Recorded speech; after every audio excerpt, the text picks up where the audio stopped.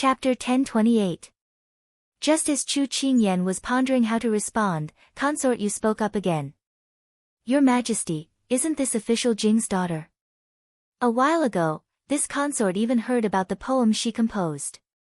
She's intelligent and well-written. Sichuan Emperor nodded with a smile. Beloved consort is right. Official Jing has nurtured a talented girl. Jing Jin immediately stood up to thank the emperor, then turned to Chu Qingyan. Every time my daughter meets a talented girl, she can't help but ask for advice.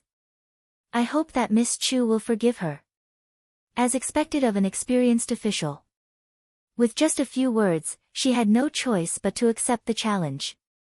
Since Jing Jin was so sincere, if she refused, everyone would say that she didn't know what was good for her and was overbearing. Chu Qingyan looked at the person beside her helplessly. Big Ice Cube, I can understand why you don't like to interact with officials. Each one is more cunning than the other. Xiao Su held her hand under the table, transmitting his warmth to her. He said firmly in a low voice, if you don't like it, then reject it. It's fine. With Big Ice Cube's assurance, Chu Qingyan's unhappiness dissipated. She held his hand back and whispered, it's just dealing with a few children. I don't need your help. I'll do it myself.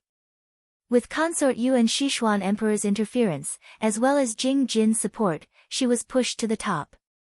She had no choice but to do it. However, it was a bit strange. What was Jing Mingzhu's background? Why was even Consort Yu helping her? Chu Qingyan raised her brows and stood up. Many thanks for Miss Jing's high opinion of me. I hope to receive your guidance. Jing Mingzhu nodded in satisfaction. She still agreed. It didn't matter if Chu Qingyan knew how to play the zither, chess, poetry, calligraphy, and painting. In any case, she wanted everyone to see her talent at this banquet. Chu Qingyan was just a stepping stone. Yesterday, her mother had told her that Imperial Concubine Moon's eldest sister-in-law, the eldest daughter-in-law of the right Prime Minister, Great Madame Fu, had revealed that Imperial Concubine Moon had taken a liking to her.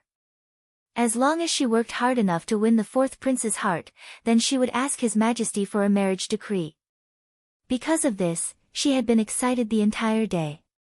Today, before entering the palace, she had dressed up meticulously to impress the fourth prince and make him see her in a different light. Unfortunately, for some reason, the fourth prince didn't attend tonight's banquet. But after seeing everyone's amazement at Chu Qingyan and her defeat of Meng Shishu, Jing Mingzhu had an idea. She could use this opportunity to show off her abilities and make His Majesty and Consort Yu satisfied with her. This way, she would be one step closer to the position of the fourth prince's consort. People needed to have comparisons to show off their abilities. Therefore, she chose Chu Qingyan. As long as she beat her, she would have a chance. Zither, chess, poetry, calligraphy, and painting. Miss Chu, please choose one. In order to show that she was proficient, Jing Mingzhu looked as if she could choose any one. Chu Qingyan had just walked to the center of the banquet hall. When she heard this, she couldn't help but want to laugh. This person was quite conceited. Interesting. Then let's play chess. These 5 items were not difficult for Chu Qingyan, but her hands suddenly itched. She wanted to play chess with someone other than the Big Ice Cube. Her chess skills were taught by the Big Ice Cube and she lost to him every time. She felt that she had no face and Hualing and the others did not dare play with her. Then this time, she wanted to test just what level her chess skills had reached. Once these words were said, everyone had different expressions. There were even some that revealed looks of schadenfreude. What is it? Is there a problem? Chu Qingyan had a very innocent look. Along with her delicate and beautiful face, it made most of the youths fall for her. A young soldier said with good intentions, it's like this. There was a chess competition held in the capital recently and the winner was this Miss Jing. So it's like this. Chu Qingyan nodded. She never thought that she would pick the other side's strong point. But this was also good, she was qualified to be her opponent. Miss Chu can choose to play another game. At this time, Jing Mingzhu very generously expressed that she could choose another game. Chu Qingyan felt that this person was really hypocritical. She was clearly feeling proud, but she still wanted to act like a good person. No need, I'll play this one. Jing Mingzhu's eyes lit up. Chu Qingyan, you chose this yourself. Don't blame me for not giving you face. Very quickly, the chessboard was brought up. On the side of the imperial garden, there was a large chessboard set up. There were 2 eunuchs standing on the side. When the 2 of them were playing, they would place the pieces on the chessboard. At the beginning, Jing Mingzhu's expression was very relaxed, but after playing half of the game, her expression became tense. However, this did not save her from being in a one-sided situation. Because it was a 2 out of 3 game system, Chu Qingyan stood up after 2 games. She cupped her hands and said with a smile, "Thank you for letting me win." After she finished speaking, Chu Qingyan turned around and left. By now, Big Ice Cube should have already removed all the fish bones from the fish. Jing Mingzhu sat on the chair in a daze. Her eyes were lifeless as she looked at the situation. In the first game, she was barely able to contain Chu Qingyan, but she clearly felt that Chu Qingyan was holding back. In the end, she only lost 3 pieces. However, in the second game, she did not even have time to react before all her pieces lost their advantage. This person's chess skills were too terrifying. It was as if she did not need to think. Every move was made casually, but in the end, she could form an inescapable net to trap her. She did not even need to struggle before she was defeated. In the entire Imperial Garden, other than Jing Mingzhu, everyone else who knew a little about chess couldn't help but study the chess board. Every move seemed useless, but there was a mystery behind it. Even the ministers who had decades of chess experience felt that they were not as good as her at scheming. As the saying goes, one can tell a person's character from their handwriting. Playing chess can tell a person's character. This Chu Qingyan looked young, but her heart was mature and steady. She was smart and clever, and was good at scheming. It was likely that the ministers present who knew how to play chess would not be able to beat her. This girl really made people look at her with a whole new level of respect. Jing Mingzhu did not know that she had originally wanted to step on Chu Qingyan to show off to everyone, but in the end, she had made a wedding dress for someone else. Many of the ministers in the middle party, as well as the respected ministers in the imperial court, had left a good impression on Chu Qingyan. They originally thought that only men could play chess well, but today, they saw her with a whole new level of respect. They felt that this girl was beautiful on the inside and excellent on the outside. It was rare and valuable. This celebratory feast was originally meant to be a celebration for the 3 armies. In the end, it became Chu Qingyan's personal event. Those who wanted to challenge Chu Qingyan had to reconsider if they were capable of doing so. This Chu Qingyan, not only was she beautiful, she was also good at both civil and martial arts. Many people present were trying to figure out what she was not capable of. Chapter 1029. After 2 rounds of competition, those who had no impression of Chu Qingyan now had a deep impression of her. Her identity had also changed from Xiao Su's fiancé to Qingyan of the Chu family. This was where a person's success came from. She was not attached to a certain person, nor was she an accessory, but her original identity had been recognized. Although Xiao Su did not show it on the surface, he was very satisfied with the little fellow's performance. The people present did not dare to rashly challenge Chu Qingyan. Whether it was jealousy, admiration, or envy, they all had a common understanding, and that was that Chu Qingyan was not a person who could be easily bullied. If they wanted to fight with her, they had to have real ability. Otherwise, they could only be like Meng Shishu, who was beaten to the point of being unable to fight back, or be like Jing Mingzhu, who was completely defeated in a second. The palace banquet was almost finished at this time. Next was the performance of the merits and the awards. Because Xiao Su was now the most respected lord of Sichuan, the Sichuan emperor did not have anything to confer. He was rewarded with a lot of gold, jewels, and thousands of acres of fertile land. These rewards were of little value to Empress Liang, Zhuxiang, and the others, because what they wanted was not these, but eggs. They wanted an old hen that could lay eggs, which was the position of crown prince. However, they did not expect that Xiao Su would be rewarded with such a result in exchange for so many merits. Empress Liang's faction did not look very good. Compared to Empress Liang and the others, Consort Yu's faction was different. They laughed very proudly, as if mocking Zhuxiang and the others for doing useless work. No matter how hard they worked, the position of crown prince would not fall on Xiao Su's head. This made Empress Liang and the others very angry, but they could not vent their anger in case the emperor found out. Xiao Su was very satisfied with this reward, because he had raised a little fellow who loved money as much as her life, and it just so happened that she could play with her. Just as Xiao Su thought, Chu Qingyan's eyes lit up as soon as she heard about the reward. It was as if she had fallen into a money grubber and couldn't pull herself out. Next were the other officers and soldiers' rewards. Most of them were promoted by one rank. Even Jin Xian was given the title of commandant. He was in charge of the military affairs of a county. Although his rank was slightly lower than that of the prefect, it was still a very good position for someone who had just entered the bureaucracy. After the most important part ended, the banquet in the imperial garden also came to an end. Everyone raised their cups together to celebrate the success of the battle against the enemy and the beginning of a new chapter in the Golden Age. After Sichuan Emperor and the others left, the audience also left their seats. Soon, everyone surrounded Xiao Su and the other officers and soldiers and congratulated them. After a long time, when Xiao Su and the others came out, the moon was already high in the sky. Xiao Su and Chu Qingyan stood outside the palace gates and ordered people to send the drunk officers and soldiers back. After everyone was properly taken care of, the two of them slowly walked back to their carriages. Ayan, do you regret not being able to appear in front of the civil and military officials as Chu Qingyan?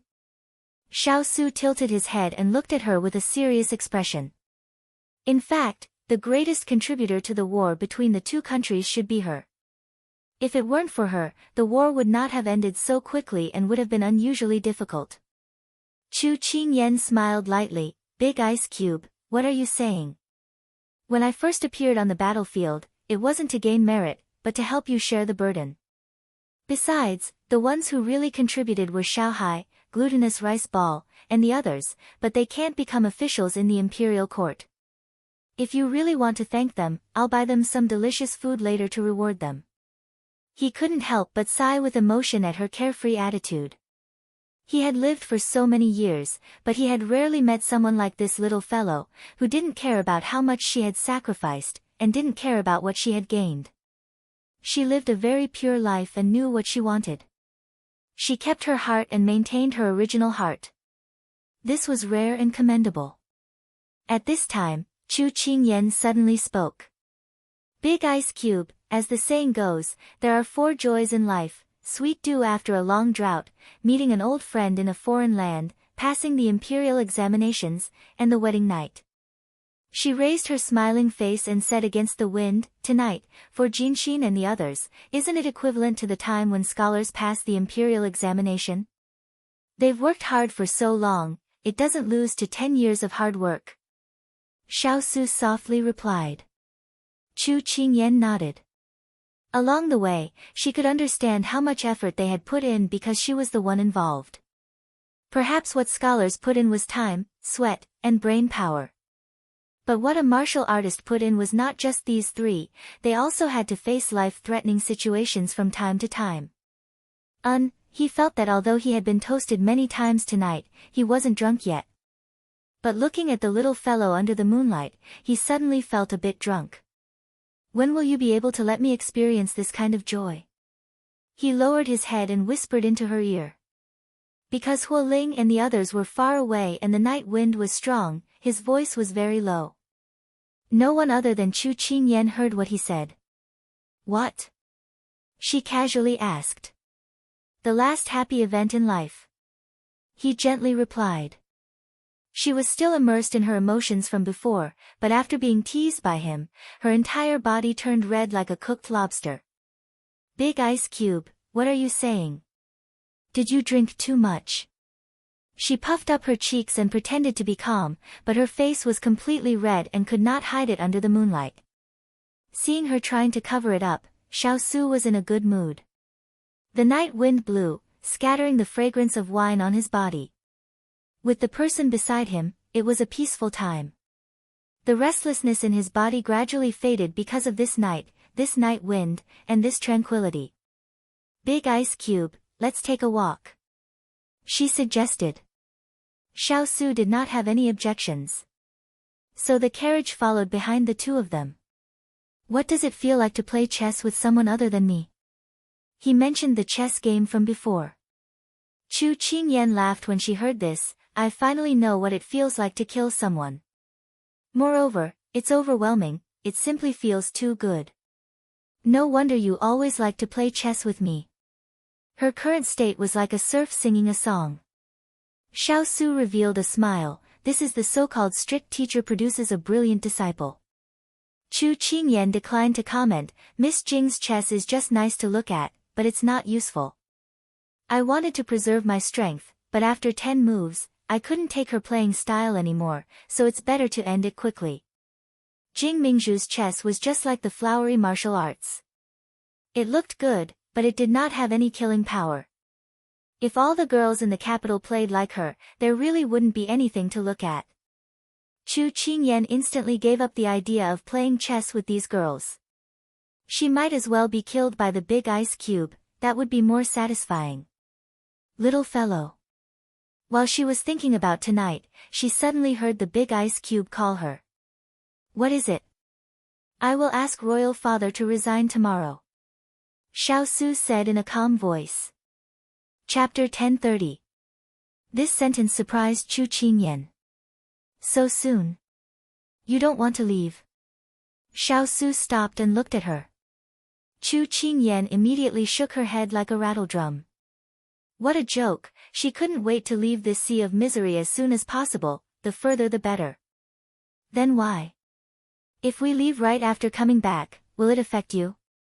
This was what she was worried about. Xiao Su chuckled and reached out to rub her head.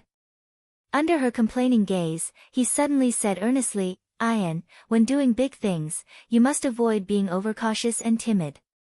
Hearing this, she deeply understood the meaning and nodded solemnly. I'll remember it. He knew that this little fellow was a smart girl, so she understood with a little hint.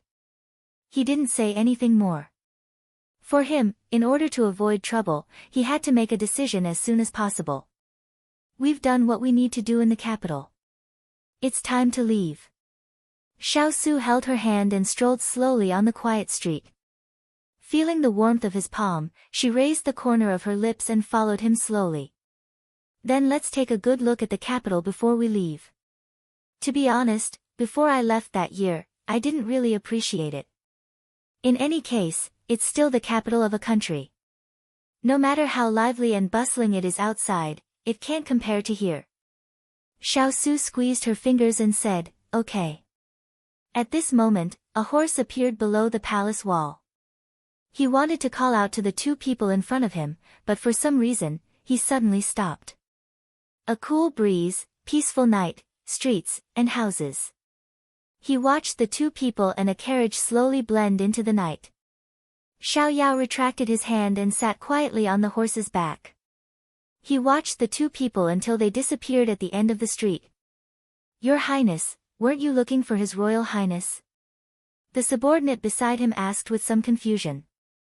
Xiao Yao calmly said, this prince has changed his mind. The people who followed him were well aware that this master of his never acted according to common sense. Thinking that it was just a matter of time, they didn't ask anymore. At this moment, Xiao Yao's gaze was still fixed in the direction where there was no one. Eldest brother, I thought that we were destined to be alone for the rest of our lives.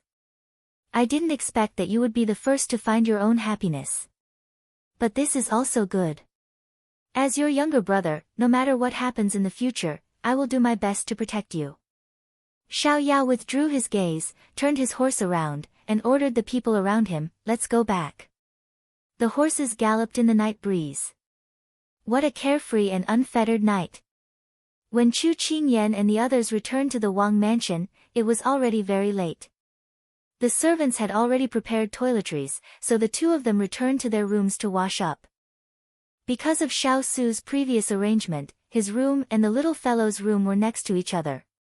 So when he came out of the bathroom with his clothes on, he saw a person with disheveled hair, sitting under the light and grinning at him with her white teeth. "Why didn't you let the servants dry you off before coming over?" Xiao Su lowered his voice, faintly reprimanding her. Unfortunately, after being together for a long time, Chu Qingyan wasn't afraid of him.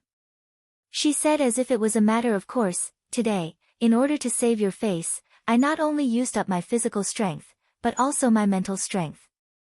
Now my hands are still sore and my head is still in a daze. Tell me, shouldn't you serve me? Shouldn't you make it up to me?" Xiao Su was dumbfounded by her self-righteous words. This little fellow always had so many fallacies, making people speechless. Although he didn't agree with her running over like this, he still picked up a dry towel from the side and helped her dry her long hair. "It's really my good ice cube." The clean towel with the smell of sunshine gently wiped her hair, making her sigh in satisfaction. Xiao Su didn't know whether to laugh or cry at her words. She was really taking advantage of him and pretending to be obedient. At this time, there was a knock on the door. Chu Qingyan was lying on the table at this time, not wanting to move at all. But she was muttering inside. It was this late, why would someone come looking for a big ice cube? After Xiao Su responded, the door was pushed open and Hong Yi walked in with a tray. "Lord," Hong Yi raised her head with a smile, but when she saw Chu Qingyan in the room and what her lord was doing, she suddenly stopped in her tracks. The shock on her face was hard to hide. But fortunately, the two of them were not paying attention to her. She quickly collected her emotions and then respectfully added, "Princess Consort." "What is it?" Xiao Su had just helped the person in front of him dry half of her hair and was preparing to move to another side as he asked. Hong Yi walked to the table with the tray and said with a smile, "Lord, this is the pear and white fungus soup that Hong Yi specially made for you. Thinking that you went to the palace banquet today and ate very greasy food, so I made this soup to help you get rid of the greasy taste." Chu Qingyan couldn't help but raise her head when she heard this. Her gaze swept over the delicious soup and then she raised a brow at the big ice cube beside her. It was so late and there was a beauty personally delivering food, his luck with women wasn't bad. Xiao Su received her message and looked at her with a raised brow. Chu Qingyan snorted inside and then turned to Hong Yi. She said with a smile, "Hong Yi is so attentive. Is there a share for me? I also want to get rid of the greasy taste." Hong Yi's perfect smile froze on her face. How could she have known that Chu Qingyan would be in Lord's room? Also, she didn't care about Chu Qingyan at all, so how could she have prepared it for her?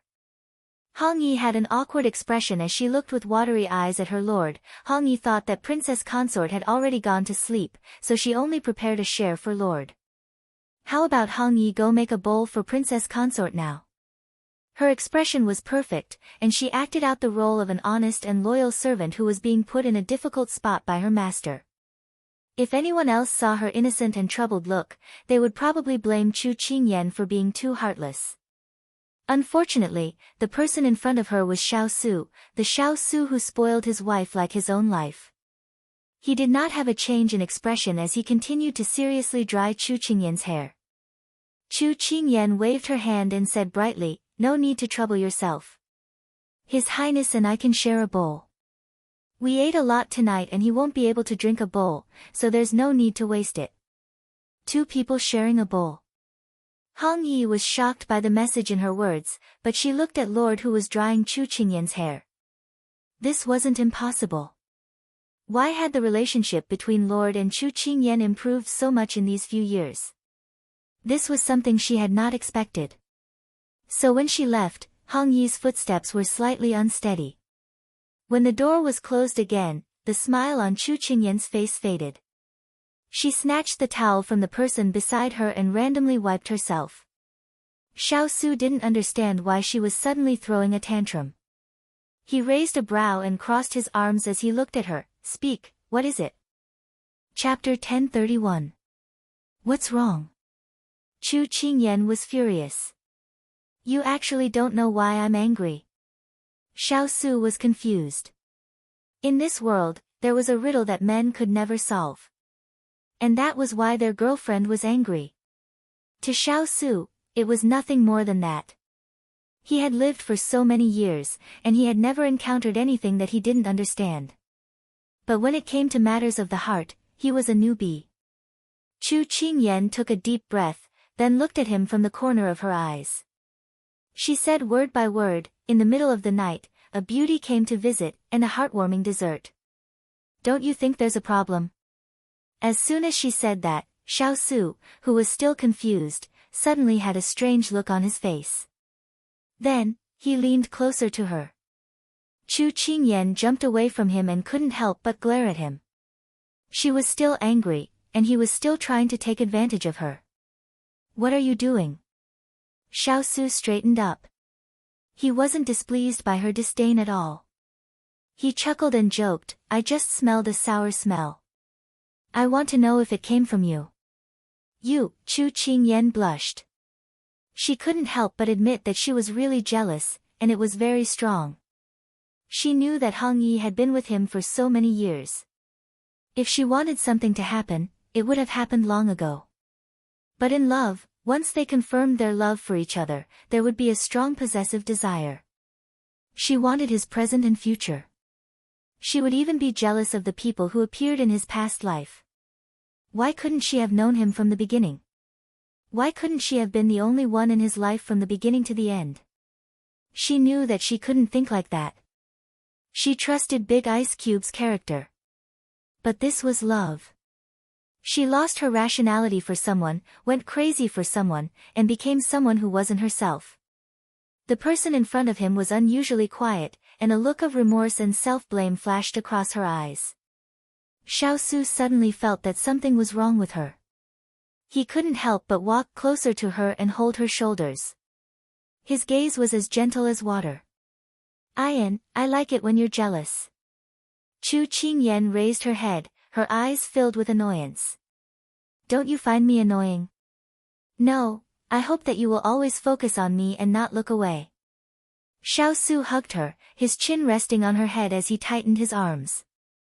Chu Qingyan couldn't help but laugh. So you're as possessive as me, Big Ice Cube. Can't I? He asked in a drawn-out tone. Fine, fine, fine. You can do whatever you want. She quickly raised her hands in surrender. Xiao Su laughed and shook his head. By the time Chu Qingyan returned to her room, an hour had already passed. Jasper and Xiaoxi were busy at the front. At this time, Xiaoxi pouted and complained, Master, although this Hong Yi is the palace's head maidservant and is in charge of everything in the inner courtyard, she's too daring. She actually went to His Highness's room this late at night. If she was doing her duty, why did she only prepare His Highness' portion? She clearly knew that Master was also attending the palace banquet. She clearly doesn't have good intentions. Xiaoxi's words weren't without reason. This was also the reason why she wasn't happy tonight, but Xiaoxi saw that her master was deep in thought and her eyes turned. She continued to complain, in this palace, whether it's Hong Yi, Qing Yi, or Lve, they all rely on His Highness's favor and don't put us servants from Lian City in their eyes. This is clearly looking down on Master. It's too much. Chu Qingyan's fingers, which were stroking her long hair, paused. She looked at Xiaoxi and narrowed her eyes. Xiaoxi, you can say these words in front of me, but don't go around saying them to avoid arousing suspicion. When Xiaoxi heard that her master's voice was emotionless, she blinked her eyes. This servant understands. Seeing that Xiaoxi wanted to continue speaking, Chu Qingyan found an excuse to dismiss her. After the door closed, Chu Qingyan turned to Jasper when she heard that the footsteps had gone far away. What happened to Xiaoxi in the palace recently? Jasper stepped forward. She didn't do anything these few days. Because she serves you, no one dares to order her to do anything. However, she was bossy and bullied a few maidservants.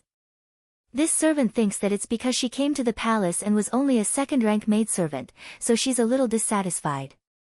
The palace already has enough first-rank maidservants, but Xiaoxi's ability to be a first-rank maidservant is still a little lacking, so I arranged for her to be a second-rank maidservant.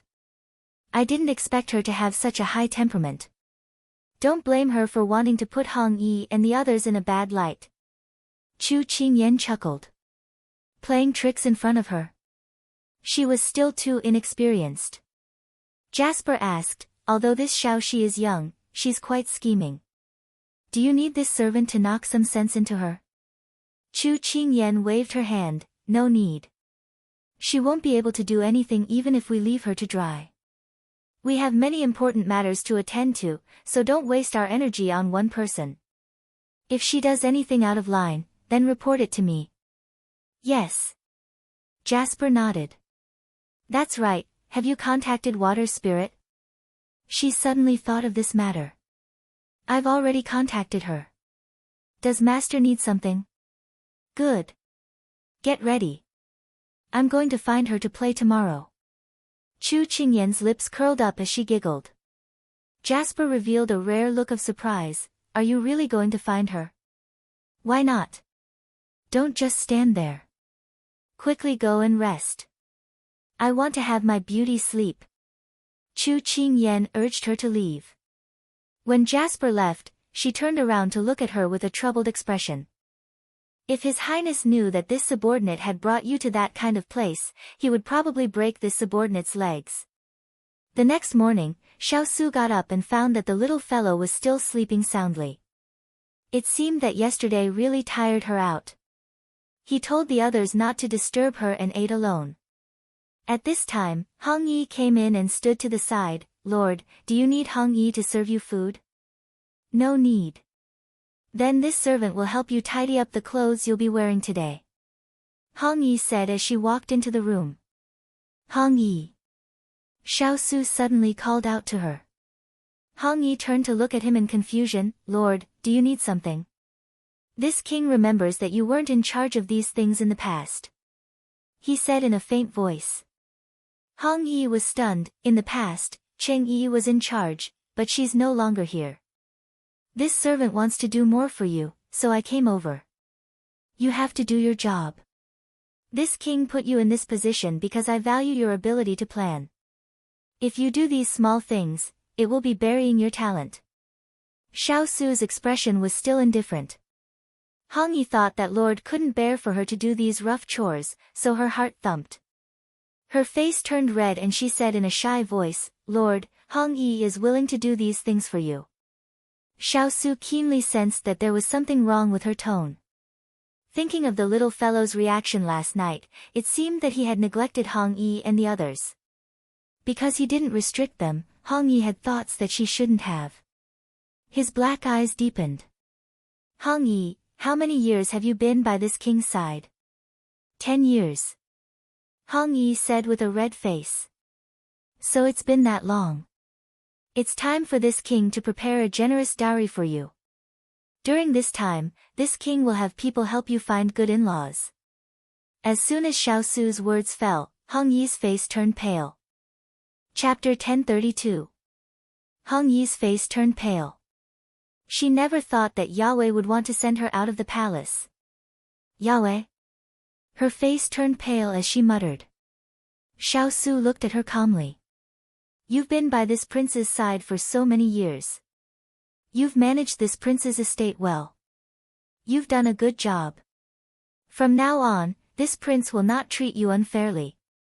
If there's anyone you like, you can tell the princess consort. She'll arrange it for you. Hong Yi pursed her lips as her face was filled with disbelief. Yahweh would treat her like this. What do you want to say? Xiaosu looked at her hesitant appearance and asked with raised brows. Hong Yi gritted her teeth and then knelt down. Her eyes were filled with tears, looking very pitiful. Yahweh, Hong Yi's life was saved by you. When we first met, Hong Yi vowed in her heart that she would always follow by Yahweh's side and serve you. She would use her entire life to repay your kindness, so Yahweh, please do not chase Hong Yi away. If Hong Yi has done anything wrong, Please point it out to Yahweh. Hong Yi will change. Xiao Su slightly knit his brows. You don't need to worry, I will find a good marriage for you. This king is not chasing you away. In a few days, this king will be leaving the capital and might not come back. If you stay here any longer, you will spend your entire youth in this high family. So before you leave, this king will arrange a good home for you. Hong Yi only noticed the words leaving the capital. She said in a stunned voice, Yahweh, can you let Hong Yi follow you? You haven't been in the palace these past few years and Hong Yi has been worried that the servants there won't be able to take good care of you. There's no need. Wang Fei will be in charge of all of Ben Wang's matters. Xiao Su mercilessly refused. These words made Hong Yi feel hatred in her heart.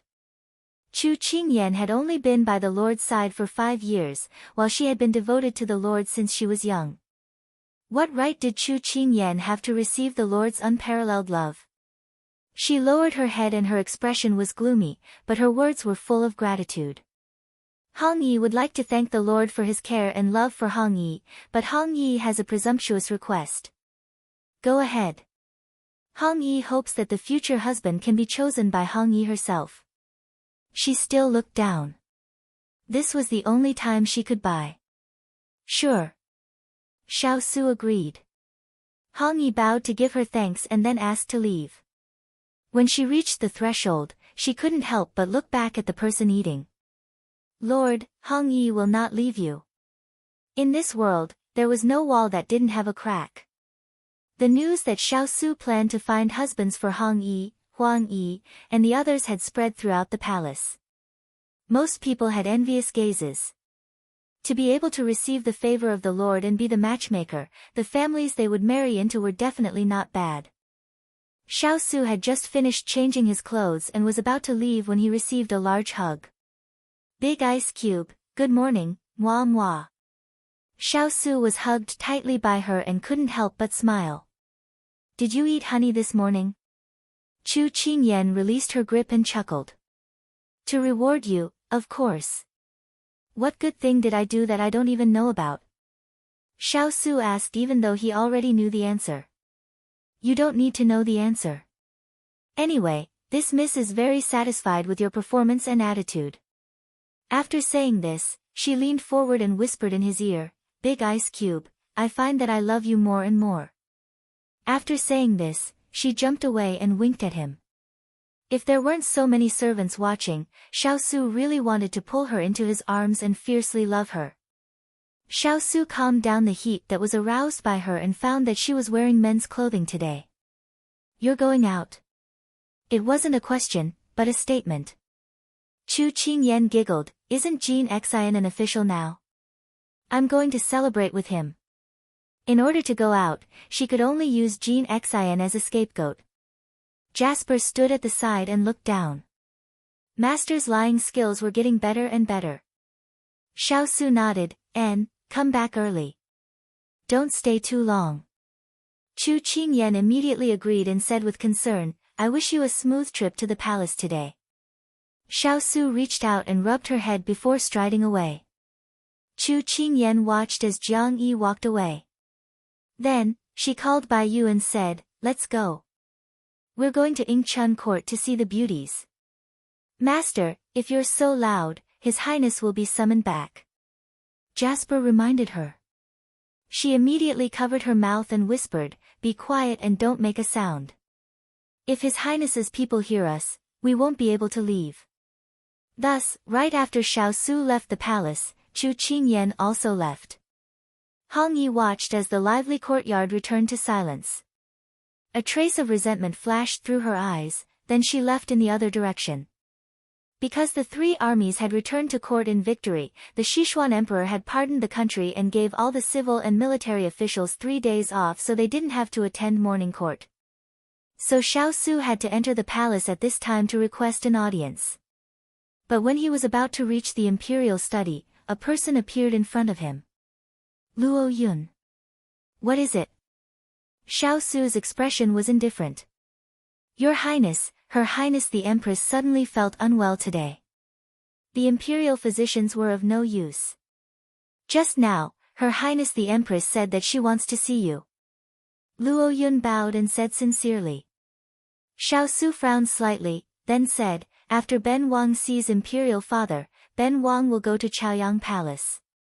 Your Highness, Her Highness the Empress really is ill. You should go see her first. You can go to the Imperial study later. Just now, this servant saw Lord Left Minister go to find His Majesty. Even if you go now, you can't immediately see His Majesty. Luo Yun pleaded anxiously. Xiao Su frowned and glanced at the Imperial study not far away. He saw that the door was really tightly shut. Let's go. Luo Yun's lips curved imperceptibly, then she immediately turned to lead the way. After entering Chaoyang Palace, Xiao Su stopped and asked, "Where's my Imperial Mother?" Before Luo Yun could open his mouth to reply, he heard a voice full of energy coming from afar. Su, it's getting harder and harder to invite you.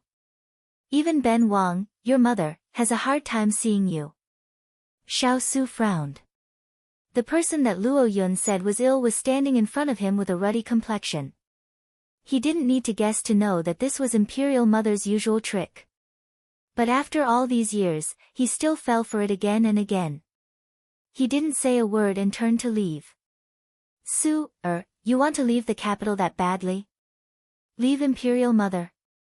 Leave the path that you've paved all these years. Empress Liang's words followed closely. Xiao Su's footsteps didn't even pause as he continued to walk forward.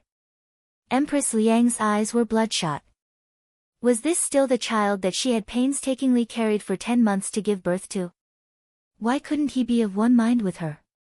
Xiao Su took large strides and was about to leave the hall. A voice that was neither hurried nor slow came from behind him.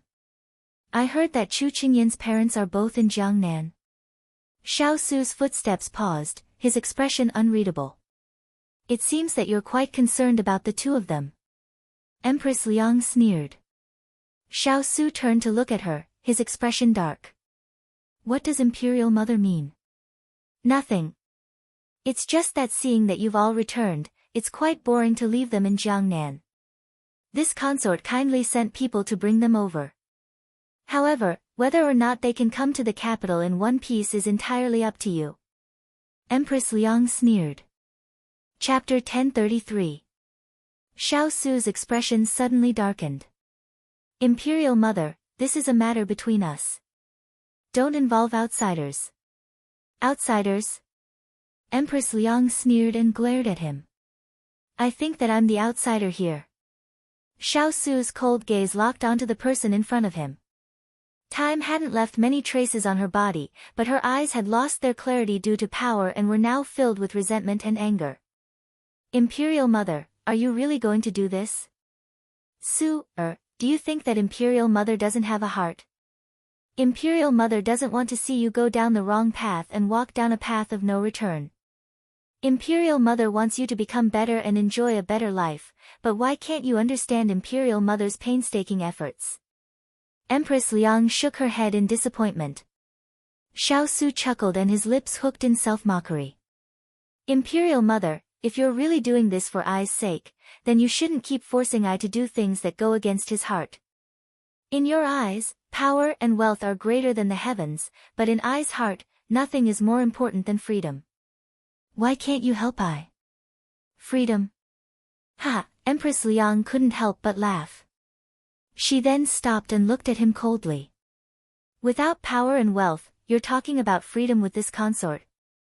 What is freedom? It's a game played by those in power. Do you have the qualifications? Xiao Su frowned and looked at her without saying a word. Imperial Mother's personality was becoming more and more paranoid. There was no point in continuing to talk with her. Xiao Su clenched his fists and turned to leave.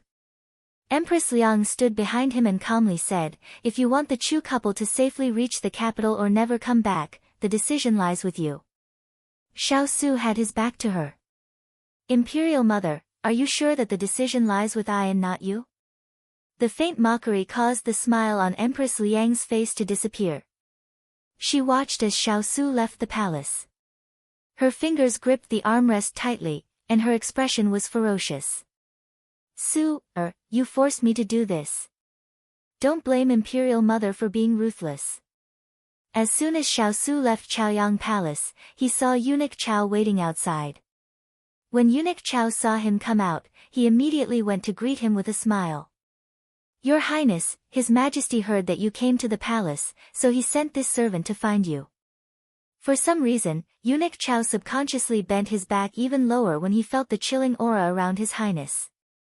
But thinking about how His Highness would receive training every time he went to Chaoyang Palace, the people in the palace were used to it. Eunuch Chao guessed that the Empress must have sent something to His Highness again. Xiao Su nodded. Where is Imperial Father now? His Majesty is still in the Imperial study. Please, Your Highness, Eunuch Chao said with a smile. He didn't say anything else and strode in the direction of the Imperial study. At this time, Chu Qingyan and Jasper were already standing at the entrance of Yingchun Courtyard. Master, are you sure you want to go in? Jasper swallowed her saliva. She looked at her unrecognizable master and confirmed again. Chu Qingyan shrugged. We're already at the door. How can we not go in? As she said this, she laughed mischievously and strode in with her hands behind her back. Jasper was helpless and could only follow closely. At this time, the procuress who was standing by the door to greet the guests saw the two dressed beautifully and was about to welcome them. But when she raised her head, she saw an ugly face full of pockmarks. The procuress was stunned. This little brother was so ugly that it was rare to see him. Even the manservant beside her was more handsome than her. This procuress was indeed someone who was used to being in a brothel. She quickly greeted them warmly. Young master, you look unfamiliar. Is this your first time in our Yingchun courtyard? This older sister has good eyesight. This is indeed this young master's first time in the capital. I want to see the difference between the beauties in the capital and the beauties in our Jiangnan. I want to see which one is more beautiful and which one is more superior.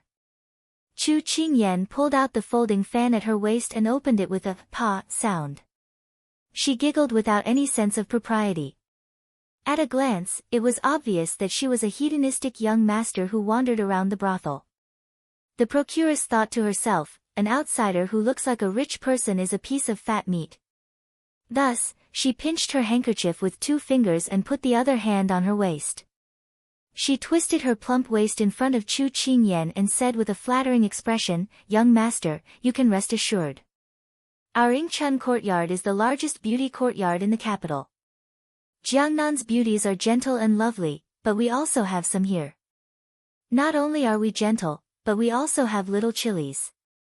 We have all kinds of beauties. I wonder which one you like. What Chu Qingyan couldn't stand the most was the thick smell of rouge on the procuress' body. She took a step back without leaving a trace and then covered her face with her fan. She smiled flirtatiously and said, Not bad, not bad. This young master is here to broaden his horizons. I heard that you have a girl who can play the piano well. Then how many should I arrange for you now?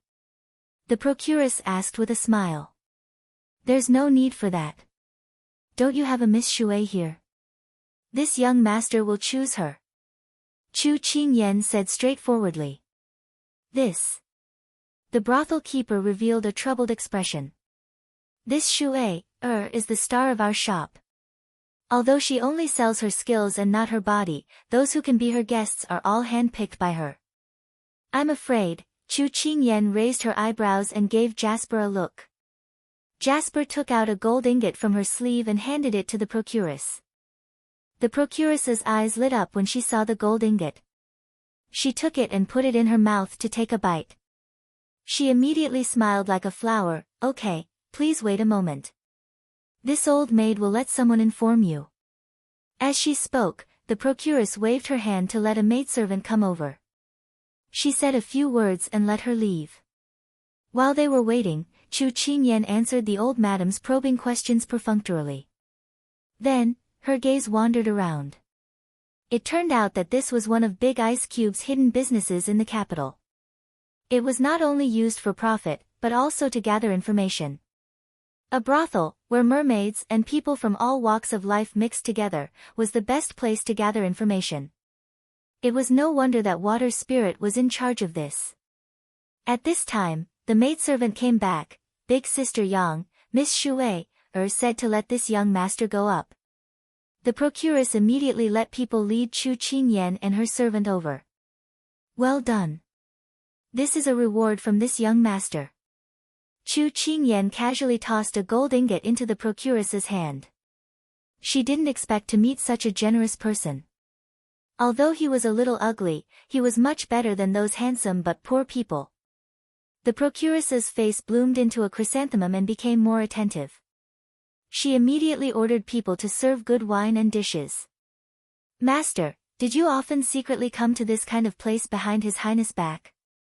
Seeing that her master was so familiar with this kind of place, Jasper had a question. What's wrong with that? It's just the first time unfamiliar, the second time familiar. Your master, I, have a strong learning ability. So you have to learn more from now on. Don't always keep a straight face. You'll scare away all the peach blossoms. Chu Qingyan patted her shoulder and said earnestly. Jasper couldn't help but twitch the corner of her eyes. Chu Qingyan's lips curled into a smile as she opened her fan and slowly walked up the stairs. Chapter 1034.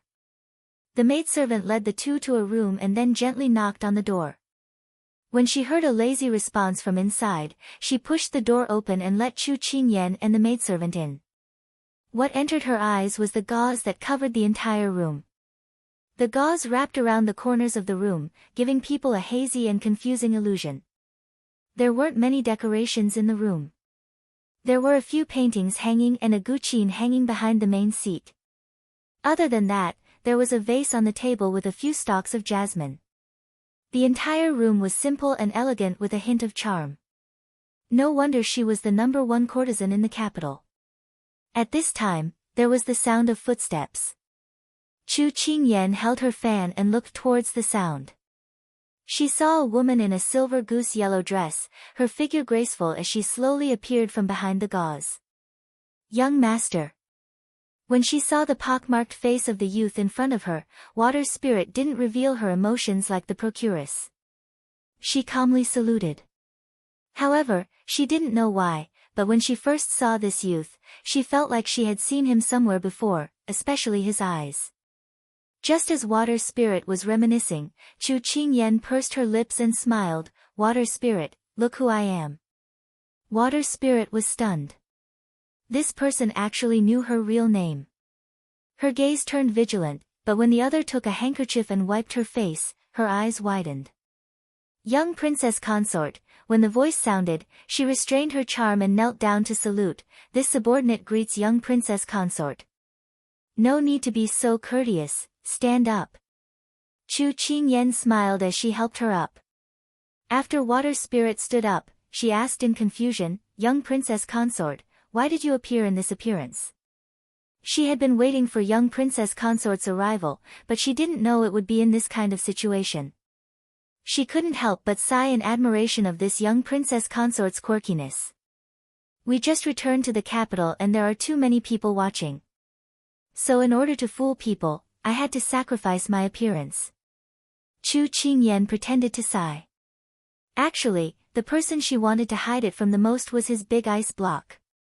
If he knew she had come to this brothel to play, he would probably lecture her for several days. Water Spirit nodded and then personally made tea. Chu Qingyan looked around the room and then her gaze landed on Water Spirit. When she saw her that day in the Wang Fu, she was charming and charming. Now that she was here, her makeup was even more seductive. As expected of the most versatile pigeon feather horseman, she was skilled in different appearances. Young Princess Consort, is there something on my face? Why do you keep staring at this subordinate? Water Spirit looked at her in confusion. Chu Qingyan's face, yours faces a rose. Shui Ling giggled, little princess, you really know how to tease your subordinates. First, I want to thank you for helping me choose such a fitting dress last time. That way, I wouldn't be embarrassed. Chu Qingyan sincerely thanked her. Water Spirit smiled, this is what this subordinate should do. You don't have to take it to heart. Second, I want to ask you for a favor. I want to know the ins and outs of my father's defeat 15 years ago. Chu Qingyan's tone was solemn and her face was stern. Shui Ling nodded and said, Young Princess Consort, regarding this matter, even if you didn't instruct this subordinate would still be investigating. Master had already instructed this subordinate to do so before, but because of the invasion of the southern Blue Country, this subordinate was delayed. However, this subordinate managed to find some clues. Okay, quickly tell me. Chu Qingyan didn't expect to find such an unexpected reward and immediately urged her. Water Spirit slowly told her. At this moment, in the Imperial Palace, Xiao Su was about to enter the Imperial study when he bumped into left Prime Minister Liang Song, who was about to leave the hall. Liang Song stopped and bowed to him. I heard that your highness came to find his majesty. This humble official took up his majesty's time, so your highness went to Chaoyang Palace to pay respects to the empress. How filial. Xiao Su faintly glanced at him. The reason why Liang Song appeared here was probably because Imperial Mother had asked him to block the Imperial study and delay his meeting with Imperial Father. Xiao Su slightly nodded to Liang Song and brushed past him. Liang Song rubbed his chin and smiled like a fox. Then he stepped out of the palace. At this time, Sichuan Emperor had just closed a memorial when he saw Xiao Su walk in. He put down his brush. His usually sharp eyes lost some of their sharpness, but there was still a lingering aura. I heard that you came to the palace to find Jin today. What did you want? Sichuan Emperor casually asked as he folded his hands on the table. Xiao Su lowered his eyes. I want to discuss with Imperial Father about the defense of the border. These words caused Sichuan Emperor to raise an eyebrow. An unreadable expression flashed through his eyes. Okay, it seems that you already have an idea. Tell me. Time slowly passed as Xiao Su calmly narrated. When the last sentence fell, Sichuan Emperor stroked his beard and nodded, your idea is very good. In 2 days, Jin will discuss the list of names of the soldiers with the ministers at morning court. Xiao Su nodded in agreement. The son in front of him was a giant among men. As a father, he should be proud of his son. However, in Sichuan Emperor's eyes, he could not agree with his son's suggestion. This was because he did not know how many people on the list were indebted to Xiao Su.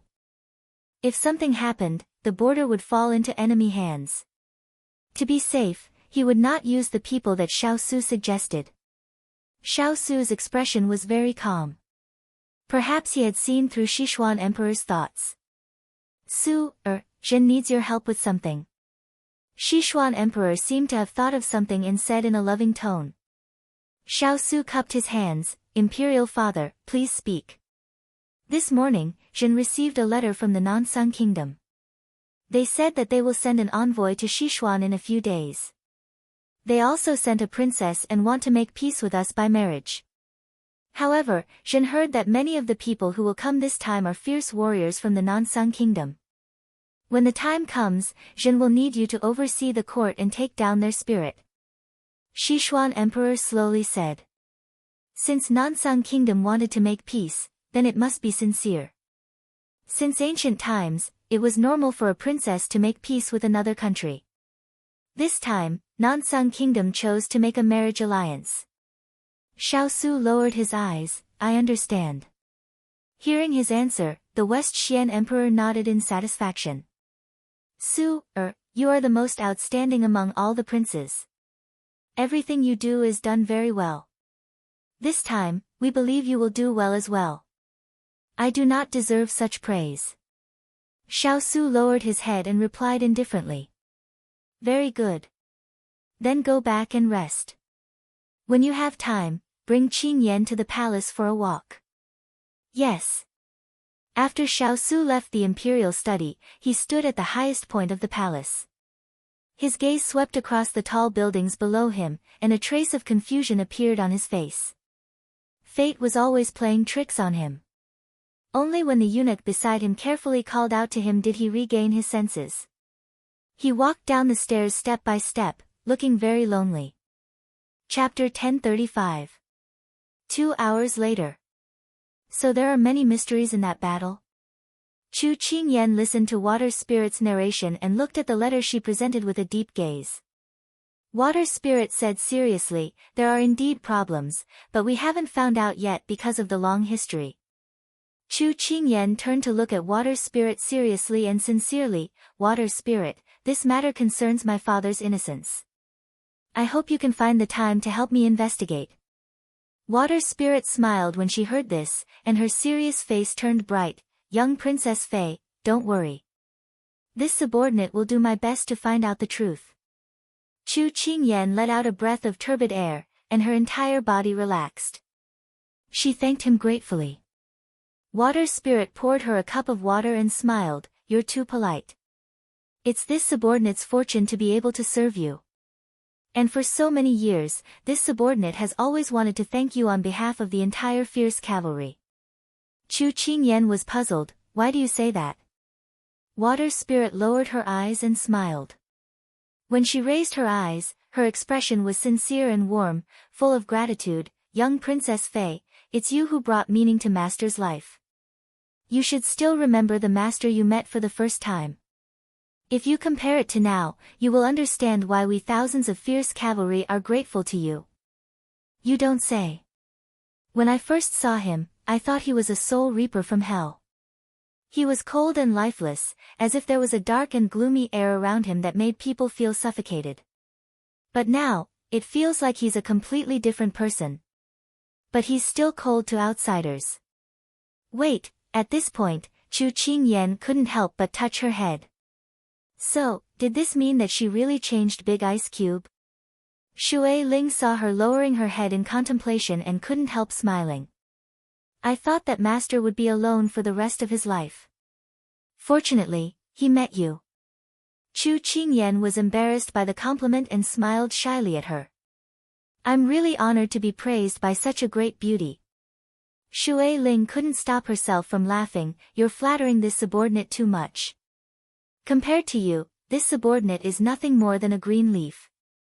You're the real beauty that makes all who see you forget everything else. The two of them looked at each other and smiled. Then, they began to talk about a relatively relaxed topic. Are all the people in this Ingchun courtyard also your highness subordinates? Chu Qingyan asked. Water Spirit shook her head. Not all of them. Some of the maids and manservants are just servants. However, the procuress and the girls here are indeed servants. They are responsible for collecting information and spying on some unspeakable inside stories. After all, there are many sanctimonious people in this world. They appear to be elegant and modest on the surface, but when it comes to wine and women, their true nature is exposed. What can't they get information from? Chu Qingyan praised, I heard that the brothels under your name are all over Sichuan. It must be very tiring to manage them. It's been hard on you. Water Spirit chuckled. This is my job. What's so hard about it? A lifetime is so long.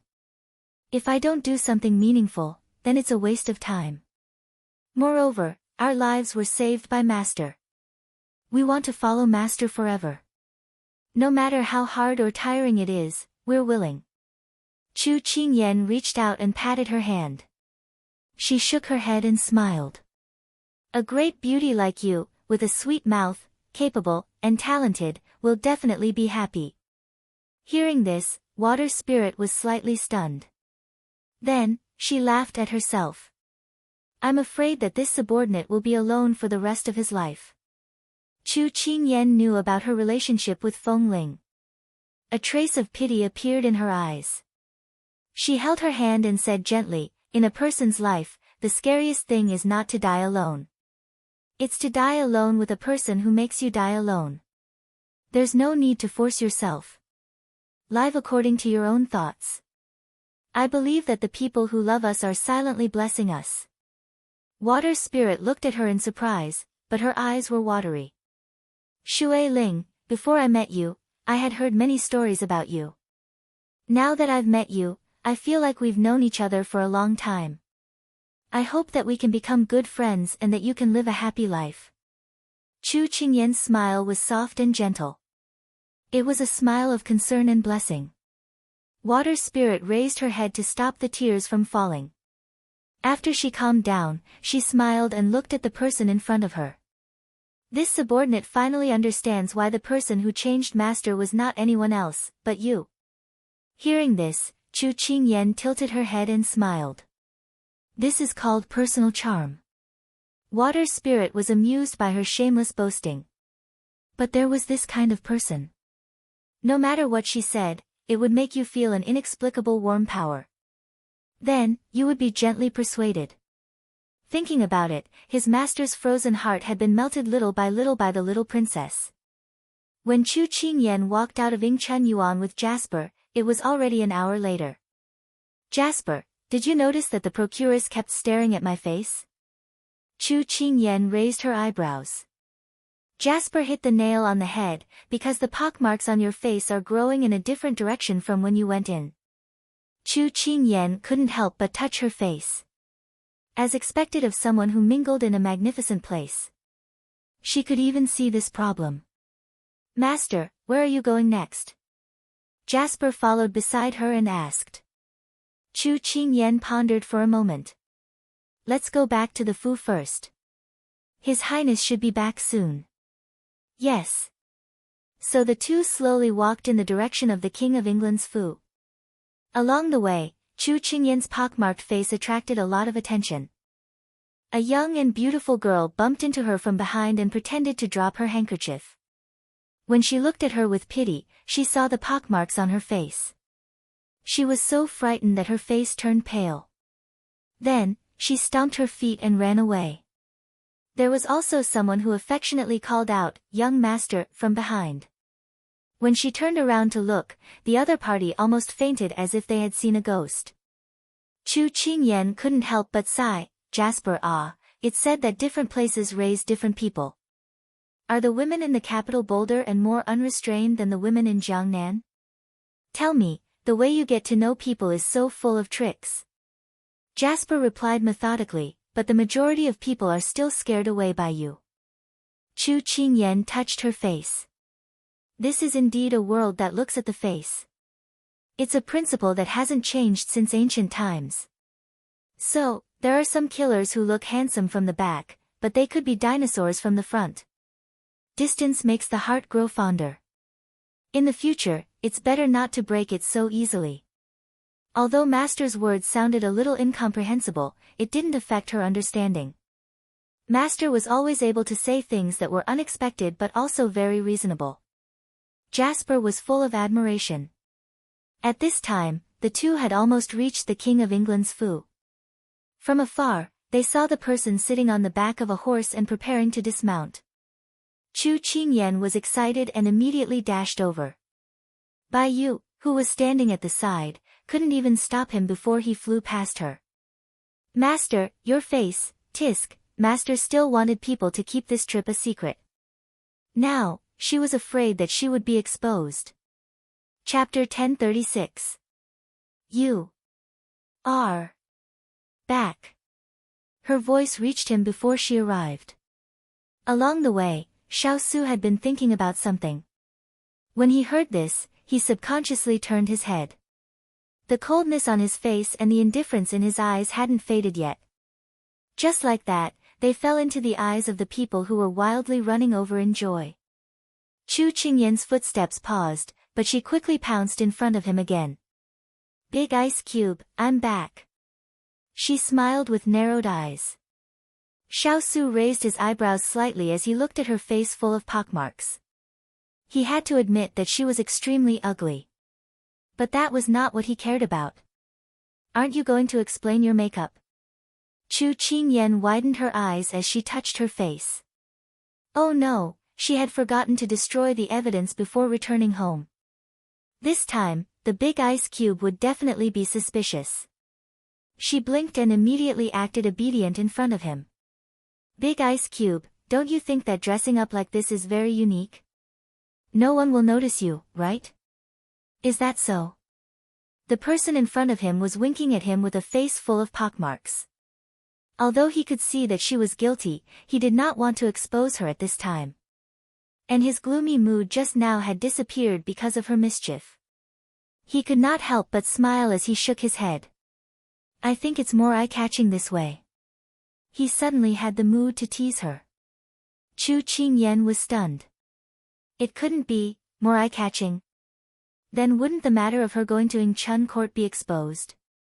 What should she do? She had to think of an excuse. Seeing her conflicted expression, Xiaosu did not tease her anymore. He handed the reins in his hands to the servant and led her into the residence. Chu Qingyan heaved a sigh of relief. But why did the big ice cube let her off so easily? This didn't make sense. She quickly followed beside him. Thinking of his disappointed look just now, she lowered her head and rolled her eyes. Then she held his hand, tilted her head and smiled as she asked, Big Ice Cube, what do you want to eat for dinner? Anything. What if I'm the one cooking? She persisted in asking. Xiaosu turned to look at her. I'll eat whatever you cook. So unromantic. Chu Qingyan let go of his hand and snorted softly. She had made a meal for him out of goodwill, but he was so perfunctory. Xiaosu smiled and raised his eyebrows. Are you competing with me? She looked up at him and sneered. What?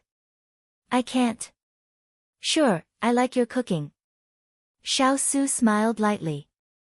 It was only then that Chu Qingyan felt more at ease. Seeing that Jiang Yi was no longer as gloomy as before, she felt a little more at ease. At that moment, they arrived at their courtyard. Chu Qingyan turned around and wanted to go into the room to change her clothes before heading to the kitchen to cook. Suddenly, he was called by the big ice block. She nodded again. The confusion in his eyes deepened.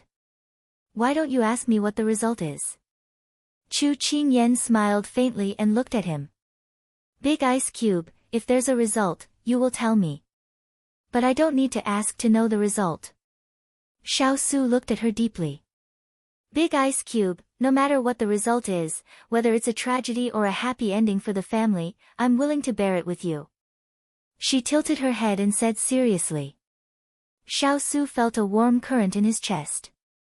He reached out to stroke her head, his eyes full of thoughts. Ian, thank you. What's our relationship? You should be scolded for treating me like an outsider. She stuck out her tongue at him. Xiaosu pinched her face, then remembered the truth of the matter. He didn't want to hide it from her, so he said in a low voice, Imperial Mother used your parents' safety as a threat to prevent us from leaving the capital. I didn't protect them well. Chu Qingyan was stunned. You're saying that your Imperial Mother held my parents hostage? Xiaosu nodded in acknowledgement. She clenched her fists, her expression extremely ugly. How could it be like this? My parents are innocent. Xiaosu reached out to pull her into his embrace, blaming himself.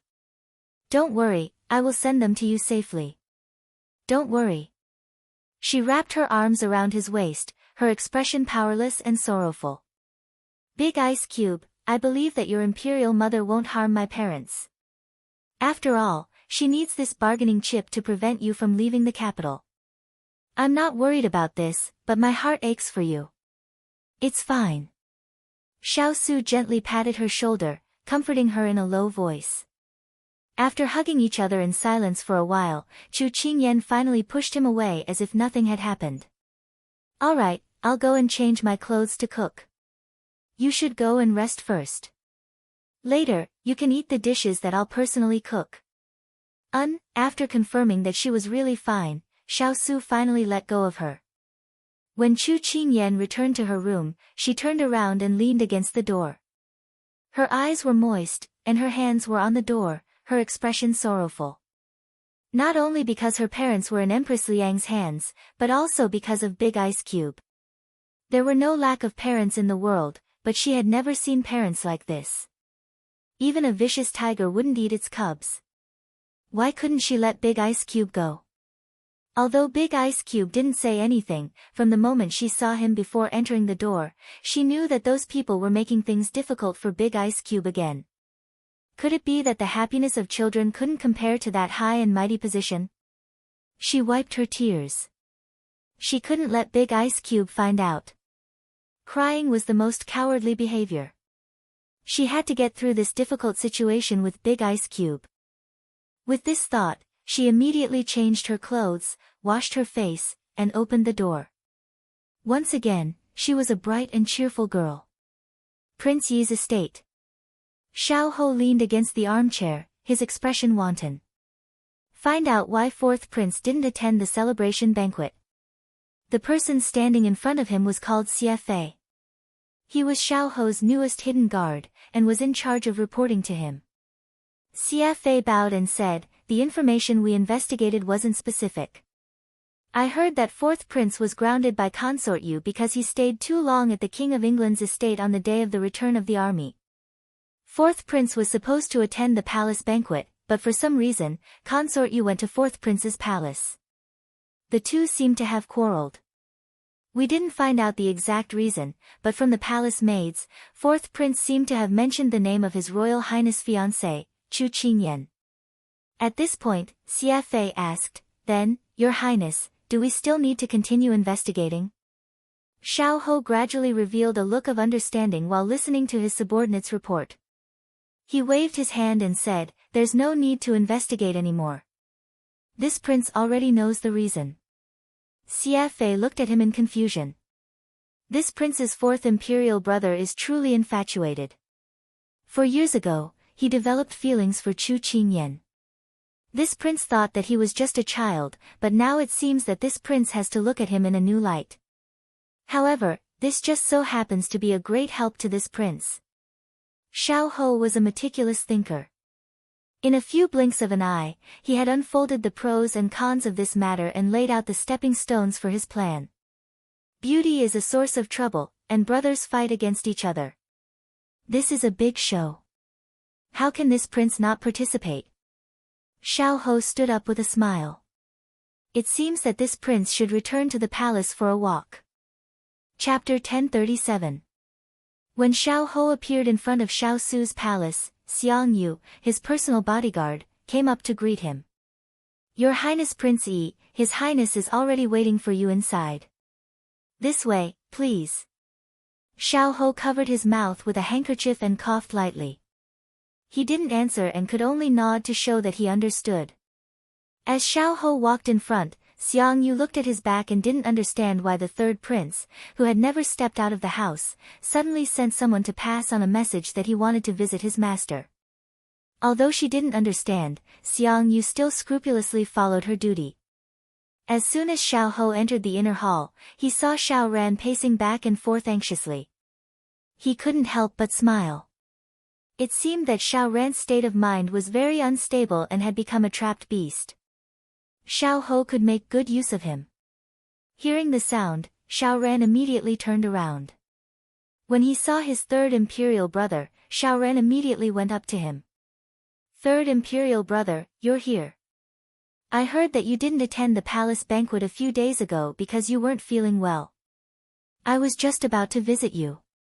Are you feeling better now? Normally, Xiao Ran would occasionally visit Prince Yi's estate. However, because the imperial physician said that his third imperial brother's illness was sometimes good and sometimes bad, he needed to rest. Therefore, he didn't stay for more than half an hour each time. Xiao Ho smiled. I'm much better. During this time, the imperial physician found a lot of good herbs. After I ate them, I felt more energetic than before. So when I heard that you weren't feeling well these days, I wanted to come and see you. Hearing this, Xiao Ran's expression became slightly bitter. He wasn't feeling unwell. It was Imperial Mother who forbade him from leaving the palace. However, how could he mention this to his third imperial brother? It was too embarrassing. Xiao Ho saw through his thoughts. After coughing a few times, he asked, I saw you frowning as soon as I came in. Is there something on your mind? Xiao Ran had just opened his mouth when he pursed his lips, turned his head to the side, and sighed, Third Imperial Brother, I'm fine. It's just that I've been bored out of my mind these past few days. Xiao Ho smiled and said with a gentle expression, "Fourth brother, you can tell your third brother what's on your mind. Your third brother doesn't have many years left to live. What can I do for you brothers? Take advantage of these days when I'm still healthy. Otherwise, when I leave in the future, I will have regrets in my heart." Hearing this, Xiao Ran's eyes lit up. "Third imperial brother, what are you talking about? You're so young and so outstanding. You'll definitely live a long life." Looking at his inexperienced fourth brother, Xiao Ho shook his head in his heart. With this little ability, he was not qualified to be his opponent. He was still too inexperienced. He shook his head and smiled. "I know my own body. You don't have to comfort me." Hearing these words, Xiao Ran's heart was very sour. He couldn't bear to hide it from him, so he poured out his troubles these past few days to him. In reality, he had kept it in his heart for too long. He also wanted to find someone to talk to, but the people around him were either eunuchs or palace maids. None of them were trustworthy. And because of his identity and his imperial mother's interference in making friends, he still didn't have a true friend. Now that Xiao Ho had appeared, it was like a straw reaching out to him, who was about to drown. "Third imperial brother, you may not believe it, and you may be shocked. But it's all true. I like a girl, but my imperial mother is very opposed." Xiao Ho couldn't help but smile. What's there to be shocked about? At your age, liking a girl is very normal. If your imperial mother is opposed, then it means that her status is not good enough for you. She can't be your first consort, but you can take her into the palace and give her the title of secondary consort. Xiao Ran smiled bitterly. If it's like this, then it's simple. It's just that her status is a bit special. Although Xiao Ho already knew who it was, he still showed an expression of curiosity. "Which noble young miss is it in the capital?" Xiao Ran gathered his courage and poured out all his secrets. "She's not from a noble family, but she's already betrothed to someone. You also know this person. It's the eldest brother." Xiao Ho cooperated and expressed his shock. "It's actually Miss Chu." "Fourth brother, you're not joking, right?" Xiao Ran smiled bitterly again. "I knew you would say this, but how can I treat this kind of thing as a joke? Third imperial brother, what do you think I should do?" Imperial mother not agreeing is one thing, but there's still imperial father's personally written imperial edict between us. "Do you really like that Miss Chu?" Xiao Ho asked. Xiao Ran nodded seriously. "We've known each other for half a year, and we've missed each other for 4 years. There's not a moment when I don't want her to be in a place where I can see her." Xiao Ho was a bit surprised. He didn't expect this fourth brother of his to be so smart. It was one thing if he usually didn't understand, but when he did, it was simply amazing. "I don't have any good ideas about this matter, but I do have a suggestion. However, this matter can't be done by you alone. Miss Chu has to be interested in you." Xiao Ran's eyes lit up. "I feel that Qing Yan and eldest brother are so many years apart. Qing Yan is active, while eldest brother is quiet. There's definitely not much to talk about between the two of them. Moreover, I know that when the imperial edict was issued, eldest brother was completely unaware of it." "I understand eldest brother. He's never liked others forcing him to do anything. He has a responsibility for Qing Yan, but he has no feelings for her. Therefore, I don't want to see Qing Yan be unhappy for the rest of her life, and I also don't want eldest brother to force himself." The corners of Xiao Ho's eyes twitched. Sure enough, love was blind. It could make a person lose their normal judgment. As far as he knew, Xiao Su's weakness right now was none other than his most cherished fiancée. However, it was precisely because of this that he could use Xiao Ran as a chess piece. "Fourth brother, if it's really as you say, then it's best for the two of them to separate." Xiao Ran seemed to have received confirmation, and a smile appeared on his face. "Third imperial brother, do you also think so?" Xiao Ho nodded. "Then what was third imperial brother's suggestion just now?" he asked impatiently. Actually, you said that there were obstacles from Consort you and the bestowment of marriage. I believe that these are not the most important things. The most important thing is that you and Miss Chu's hearts are connected. As long as you can persuade Miss Chu to take the initiative to talk to eldest brother about this matter, based on how much eldest brother dotes on you, he will definitely take the initiative to ask imperial father to annul the engagement. Xiao Ho guided him patiently. Is this okay? Qing Yan doesn't seem to know my feelings. Xiao Ran scratched his head, a little embarrassed. Xiao Ho curled his lips. This will all depend on your own efforts. If you can win Miss Chu's heart, then everything will be fine.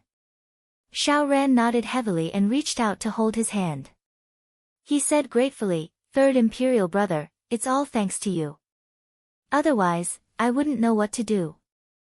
I've been locking myself up in the palace all day, running around like a headless fly. If everything goes well, I will definitely thank you properly in the future.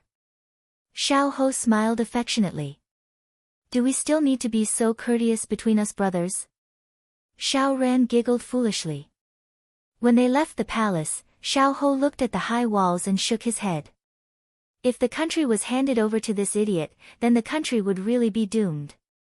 Chapter 1038. The news that Lord and Wang Fei were going to continue to stay in Jingdo spread through the entire Wang Fu like it had wings. This day, Huang Yi was holding a spatula in the kitchen. She looked at Hong Yi who was washing ginseng beside her and couldn't help but cross her arms. She asked with a smile, Today, you're making tonics for Lord again. Hong Yi smiled when she heard this. Lord went to the battlefield this time and was tired. Now that I'm in the Fu, I can use this chance to make up for Lord. If he leaves Jingdo in the future, we won't be able to see each other. Huang Yi nodded, but I heard that His Highness seems to be staying in the Wang Fu for a long time. A smug look flashed through Hong Yi's eyes. She was the one who had secretly added fuel to the fire. If she hadn't gone to Gaomi, Lord would have left long ago. At this time, Huang Yi seemed to have thought of something and her voice was full of admiration. Hong Yi, have you found that Wang Fei is becoming more and more beautiful? Just this morning, I saw that she was just casually wearing a piece of clothing that is popular in Jingdo right now. She didn't wear any jewelry, but she was better than many noble misses. As the saying goes, clothes make the person. I feel that no matter what clothing is worn on little Wang Fei, it will look good. It has become the saying that clothes make the person. As she spoke, Huang Yi exclaimed, Hong Yi, the water is coming out. Hong Yi finally stopped adding water in a flurry and moved the basin away. Huang Yi looked in puzzlement at her. Hong Yi, these days, why do I feel that you seem to be absent-minded? Do you have something on your mind? Hong Yi forced a smile and shook her head. She hurriedly put away the things in her hands. But when she lowered her head, she thought of something and had a plan. She pretended to mention it carelessly. Huang Yi, do you know that Lord revealed before that he was going to give to us? When these words came out, Huang Yi stilled and a blush quickly rose to her face. Why are you mentioning this? It's embarrassing. Men should marry when they are of age and women should marry when they are of age. What is there to be embarrassed about? But I didn't think that after we entered the Fu together for so many years, I have never thought of leaving the Wang Fu. What about you? Hong Yi's gaze seemed to look at Huang Yi as she observed her expression. Hearing this, Huang Yi shook her head. When I entered the Fu, I wanted to follow Lord and repay him for saving my life, so I will stay in the Wang Fu for the rest of my life. It seems like your thoughts are the same as mine. I thought that Wang Yi would take us in forever, but I didn't think that because of Wang Fei. Hong Yi immediately stopped speaking. Huang Yi asked curiously, what's wrong with Wang Fei? Does this matter have anything to do with her? Hong Yi was in a difficult position, as if it was difficult for her to speak. I can only tell you these words. The reason why His Highness wanted us to leave was to reassure Her Highness. After all, we are already of age, and our looks and abilities are not bad. His Highness is probably worried. Hong Yi's words made Huang Yi react instantly. She frowned, her expression strange as though she had been dealt a blow. How can Wang Fei think that? Hong Yi saw that she had succeeded in instigating discord. She sighed softly and walked out with the things she had washed. Huang Yi watched as Hong Yi's figure disappeared into the kitchen. Her brows relaxed, and she slowly put away the strange look on her face. She curled her lips slightly. This Hong Yi thought that she was simple-minded and all brawn and no brains. She wanted to use her as a tool. She was too naive. A servant came in. Huang Yi's lips flattened and she became that pure and cute girl who cooked. In the study of the Wang Fu, Chu Qingyan was sitting behind her desk, deep in thought. Because the big ice cube had gone to the military camp, she was the only one who could make decisions in the Wang Fu. She was worried that Empress Liang had taken her parents hostage. She had asked Water Spirit to help her investigate and see if she could find out where her parents were. However, she did not expect that just as she was busy with this matter, White Tiger, the housekeeper, brought the account book over and asked her to check it. Chu Qingyan thought that this was part of her job, so she agreed. However, when she saw him ordering people to bring in all the account books of the past few years, her eyes almost fell out of their sockets. When she started to examine them, Hong Yi came in with the stewards of the inner courtyard. "What is it?" Chu Qingyan had a bad premonition. Hong Yi gave her a polite bow with a faint smile. Then she introduced the stewards behind her one by one before saying to her, "Princess Consort, it's the end of the month again and there are many things in the inner courtyard that need to be taken care of." In the past, it was Hong Yi who took care of these matters, but now that Princess Consort is back, Hong Yi will give these matters back to Princess Consort. There are many things that the stewards can't decide on and need you to make a decision. Hong Yi pushed them aside, and the stewards swarmed forward, all talking at once about their own matters. "Princess Consort, it's the middle of summer and we don't have enough ice in the palace. Should we buy some?" "Princess Consort, it's been a long time since our palace gave out a reward. Do you think we should increase it this time?" "I was the one who said it first. You can all go to the side." "Princess Consort, I heard that there is a new batch of good cloth in the city. Do you want to buy some back?" "I was the one who said it first, I was the one who said it first." There were so many people and they were all talking. Other people said that a woman had 500 ducks, but she had thousands of ducks quacking in her ears. "What are you all doing? Are you all quarreling? Be quiet for the Princess Consort." At this time, Jasper's voice on the side shocked everyone. Jasper had a strong personality and everyone was scared by her roar. But when they came back to their senses, they looked at her with disdain. She was just a little girl, what was there to show off about? Chu Qingyan coldly watched from the side, not missing anyone's expression. Finally her eyes fell onto Hong Yi and she caught a trace of schadenfreude on her face.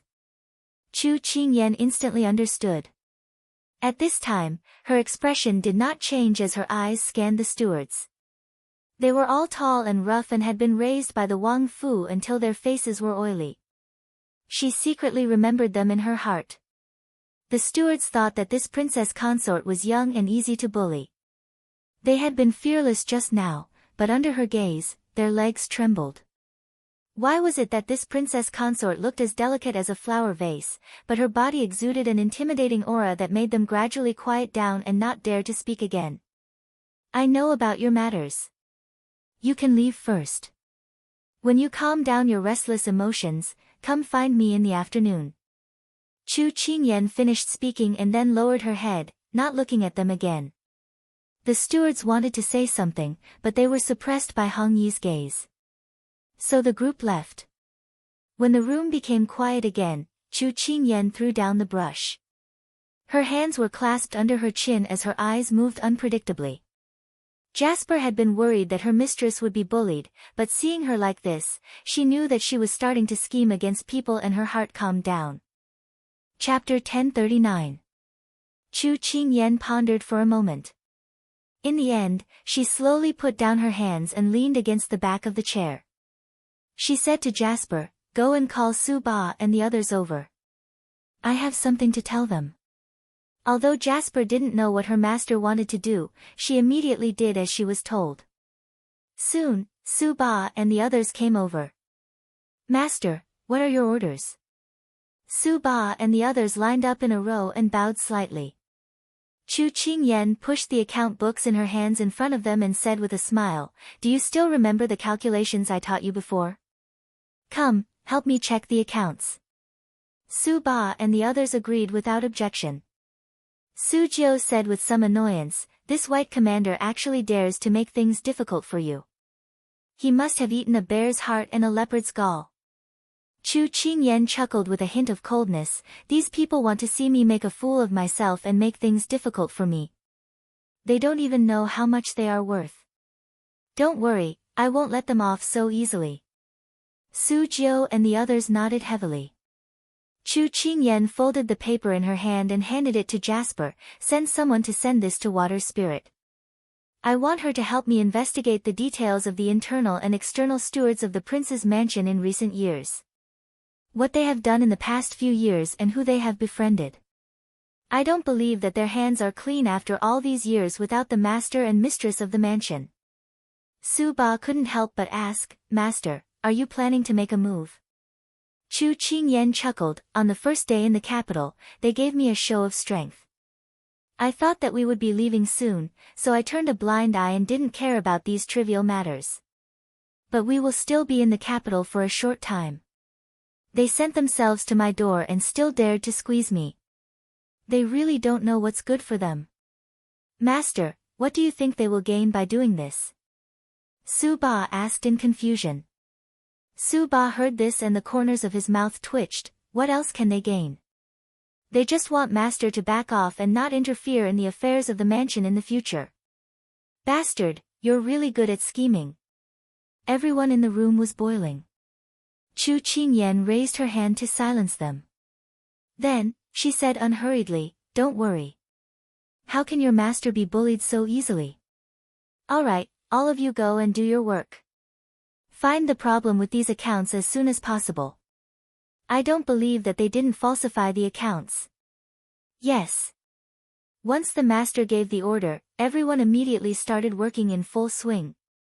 Jasper immediately went out. The account books, brushes, and ink flew all over the place. Thus, the whole morning passed in such a busy manner. Lunchtime. Xiao Su returned from the military camp and ate at the same table as her. Xiao Su picked up a piece of vegetable and put it in her bowl. He went straight to the point. "I heard that they made things difficult for you." Chu Qingyan paused her chopsticks and winked at him. "You're quite well informed, aren't you? I thought that after you went to the military camp, you wouldn't pay attention to the matters in the residence. Don't talk nonsense with me. What do you plan to do? Do you need me to make a move?" When he heard Huo Ling's report in the military camp today, he had the thought of throwing these people out. Xiao Su's words warmed her heart. The feeling of having someone standing behind her and supporting her was different. She continued to eat and said with a face full of confidence, "There's no need to use a butcher's knife to kill a chicken. You don't have to worry, I can handle it. I can even take down those stubborn people in southern Song, not to mention these people who don't have good eyesight."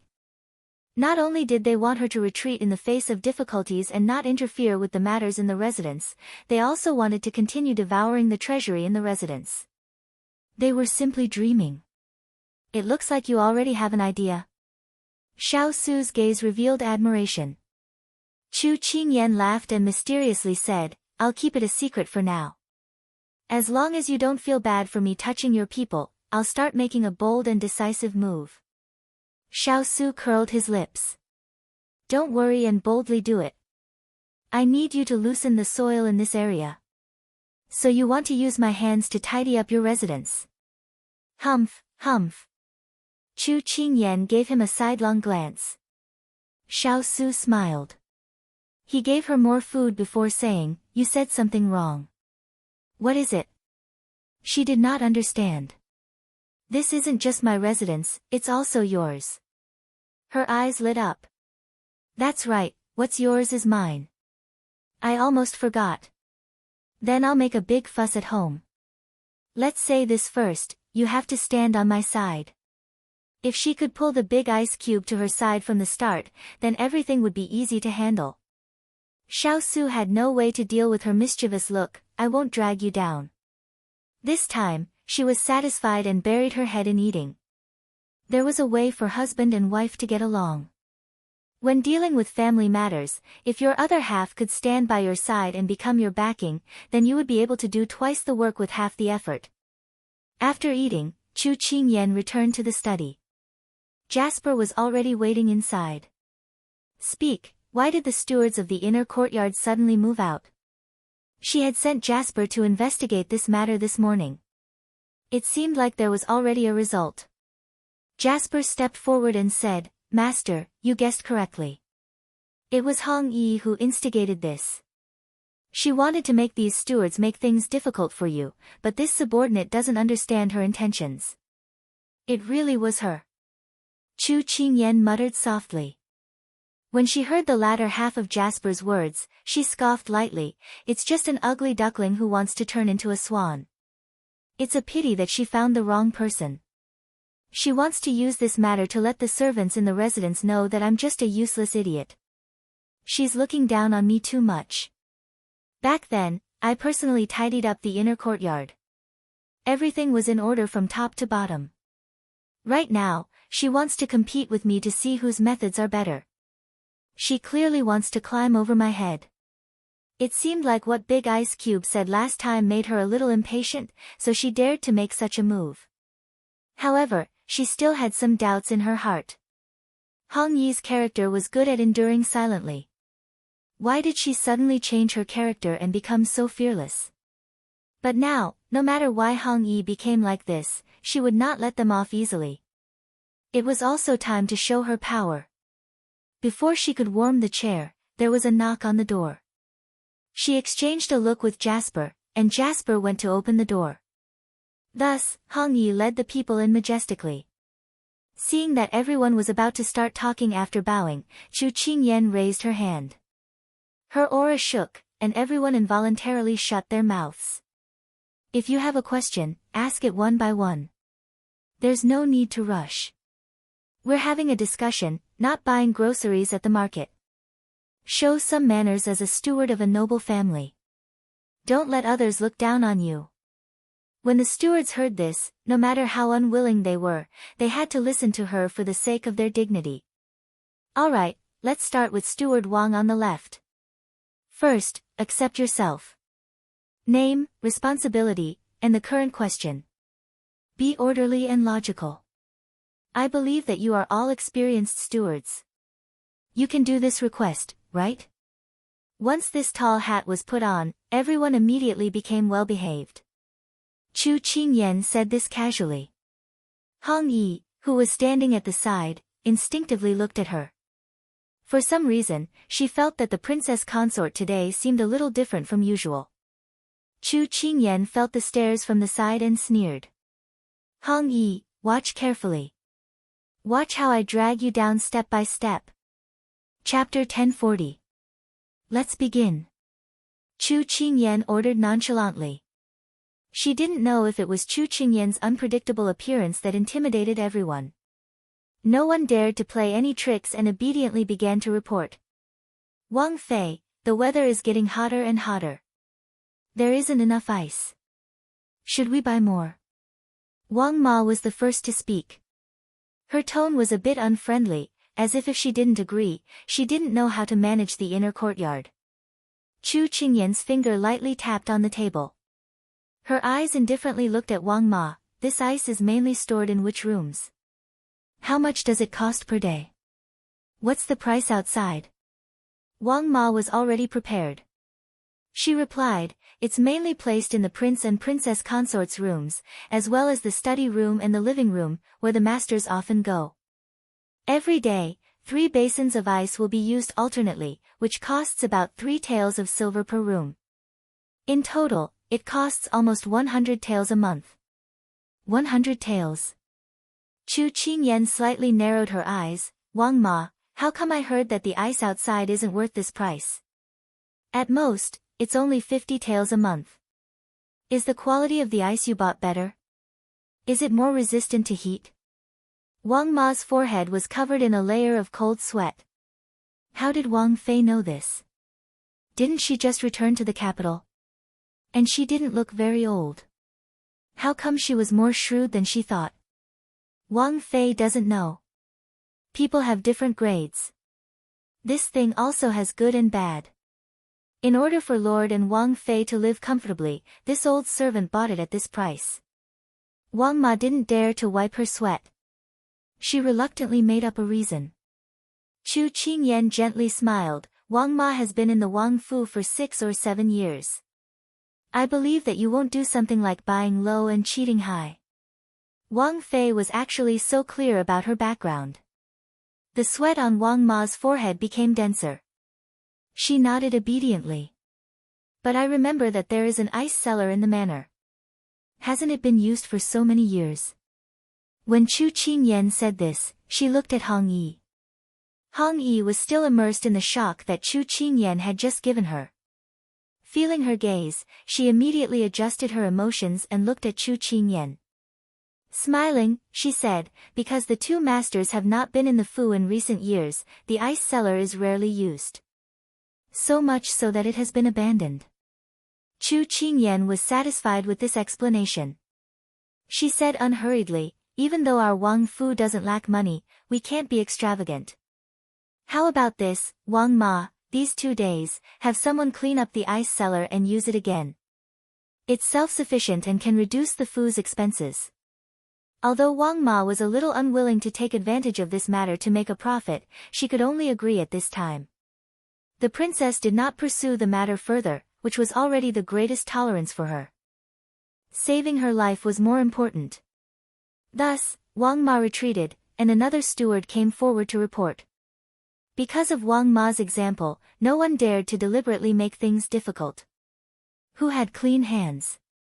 At this time, everyone was in danger and regretted coming to cause trouble, afraid that they would be exposed. Thus, one by one, they were dealt with smoothly and swiftly. Everyone sighed in relief and sighed. Don't underestimate the princess just because she was young. She was slippery and shrewd in everything. They had to be more honest in the future and be careful not to be caught red-handed. After the matter was taken care of, Hong Yi was shocked at Chu Qingyan's methods, but she felt even more resentment towards her. She hadn't thought that her plan today would not only fail, but also help her establish her prestige in the inner yard. So hateful. She didn't want to stay any longer and prepared to leave with the stewards with a fake smile. But at this time, Chu Qingyan spoke.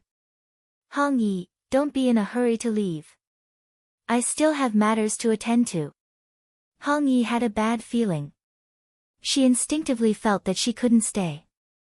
Otherwise, something that she could not accept would happen. Wang Fei, can I come find you later? There are still some matters that need to be taken care of in the inner yard, Hong Yi replied with a smile. She was proper and generous, and no one could find fault with her. But Chu Qingyan didn't fall for it. She also returned a smile. That's what I want to talk about. Hong Yi was slightly puzzled. The other people looked in puzzlement at the two, not knowing what Wang Fei was planning. Chu Qingyan crossed her hands on the table and said to Hong Yi with a serious and regretful expression, I know that you have stayed in the Wang Fu for at least a decade and spent a lot of effort. I have high hopes for you, but what I have seen and heard in the Wang Fu in this period of time has made me disappointed in you. You have already lost the ability to handle matters as the head Yahuan of the inner yard. I think that it is because there are too many people in the Fu and you are too busy. Otherwise, there wouldn't be so many stewards coming to find me today. Hong Yi went from her initial shock to her present calmness. Then Wang Fei's meaning is. At this time, Jasper walked in with Qing Yi. Qing Yi saw so many people and was slightly confused, but she still bowed to Wang Fei. Chu Qingyan saw them come and turned to say to Hong Yi, so, I regret to inform you that all the matters you have on hand will be taken over by Qing Yi. When you recover your energy, I will make new arrangements for you. Everyone present, other than Chu Qingyan and Jasper, looked back and forth between Hong Yi and Qing Yi in shock. After exiting the study, Qing Yi followed behind Hong Yi, her face still puzzled by the change. At this time, Hong Yi had already stopped and turned back to say to Qing Yi with a normal expression, "Later, I will hand over the accounts to you. If you have any questions in the future, feel free to ask me." Qing Yi nodded, then watched as Hong Yi smiled at her and left. When she reached a place where she wasn't looking, Hong Yi stopped in her tracks. With one hand on the pillar, her expression was extremely ugly. "What a good Chu Qingyan, to actually scheme against me like this. Good, good, good. Since you don't let me have an easy time, I won't let you have an easy time either. Just wait and see." After venting, Hong Yi retracted the sinister expression on her face and resumed her gentle and virtuous appearance, leisurely walking forward. Only Chu Qingyan and Jasper were left in the study. "Master, this move of yours is really powerful." Jasper spared no effort in praising. Chu Qingyan gave a gentle smile. "This is enough to make you admire me. Just wait, there will be a good show to watch later." As she said that, White Tiger walked in from outside. "Princess Consort, you were looking for this old servant?" "That's right, it's about the accounts." Chu Qingyan casually pointed at the accounts on the table. White Tiger's brows jumped up. "You finished looking through them?" "That's impossible." "That's right, but right now I need you to call all the managers over. I have something to look for them for." Chu Qingyan's expression was normal. Although White Tiger didn't know what she wanted to do, he still agreed. He didn't believe that she could finish looking through all the accounts in a short day. After a while, those managers were all brought over by White Tiger. They lazily gave a bow to Chu Qingyan. But before they could stand firm, a pile of books came crashing down on them. Pitiful cries rang out. Chapter 1041. Although these account books didn't have much weight, but Chu Qingyan used a little bit of skill to smash these people, making them cry out in pain for a long time. Chu Qingyan sat coldly in the midst of their wailing and howling, with an unfathomable look on her face. White Tiger was completely caught off guard by this unforeseen event, and by the time he regained his senses, these stewards had already been smashed until they were dizzy and disoriented. He looked angrily at Chu Qingyan. "Princess Consort, what are you doing?" "Indiscriminately getting angry at the stewards. Even if the Lord was here, I'm afraid he wouldn't tolerate your actions." Once these words were said, everyone glared angrily at Chu Qingyan, as if they wanted to swallow her whole. But what was unexpected was that the person who smashed these people's faces was calm and unperturbed. One couldn't tell at all that she was the one who had hit them earlier. Everyone couldn't help but feel apprehensive. What was this Princess Consort trying to do? Chu Qingyan coolly shot a glance at everyone and unhurriedly opened her mouth. "You all seem to be very dissatisfied with my actions?" No one responded, but the cold and angry smile on their faces silently answered her words. Chu Qingyan raised her hand to support her chin. The corners of her mouth held a smile, but the bottom of her eyes was ice cold. "The account books on the floor. If you all look carefully at the account books that you made, then you will know the reason why you were beaten." Everyone was stunned at first, then they looked at each other. Although they were unwilling, but the person in front of them was the master of this manor, so they had no choice but to obey. Moreover, they wanted to see what kind of tricks this Princess Consort could come up with. So everyone bent down, found their own account books and flipped through them. Originally they had a relaxed look of watching a good show, but when they saw the contents inside, each of their faces were full of brilliance, as if a dye vat had been knocked over. Looking at their trembling hands, Chu Qingyan raised her eyebrows and smiled faintly. "How is it? Do you all have anything to say about the account books that you made?" After all, these people were cunning. They had become old foxes in Prince Yu's mansion. Although they were flustered by the numbers circled in the account book, they soon calmed down. The princess only saw the problem in the account book. In fact, it was not easy to investigate. Unless they were willing to cooperate, it was impossible for the princess to find out anything.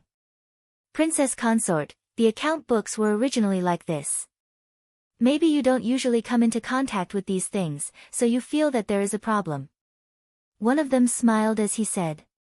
Another one of them then, "Princess Consort, do you want this old servant to explain it to you?" Chu Qingyan gave a low laugh. Princess Consort, you all don't give up until the end.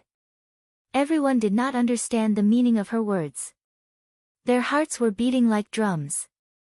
Could it be that Wang Fei still had some tricks up her sleeve? Just thinking about it made their legs go soft. White Tiger saw that everyone's momentum had been suppressed and he felt a little unhappy. But he understood better than the others that Princess Consort was not muddle-headed when it came to checking the accounts. Moreover, the circled in the account books were indeed problematic. He did not expect that these people under him would be so daring. Not only did they make a fake account, the fake account books were full of mistakes. They really treated Princess Consort like a child, which was why they were caught off guard. Underestimating the enemy was a great taboo. Chu Qingyan swept a glance at the crowd and gave a low laugh.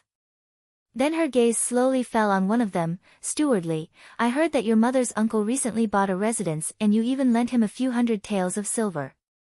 Your relationship is pretty good. Steward Li's legs trembled and he barely managed to stand. How did Princess Consort know? He was afraid that she would ask him where the silver came from. So his lips turned white and he did not dare to say anything. Chu Qingyan saw him like this and did not continue. She turned to look at another steward. Steward Chen, I heard that your Furen has been a frequent visitor to Ling Lang Pavilion this year. She is very fashionable and knows how to dress. This is a good thing. It is your good fortune. Fine sweat appeared on Steward Chen's forehead.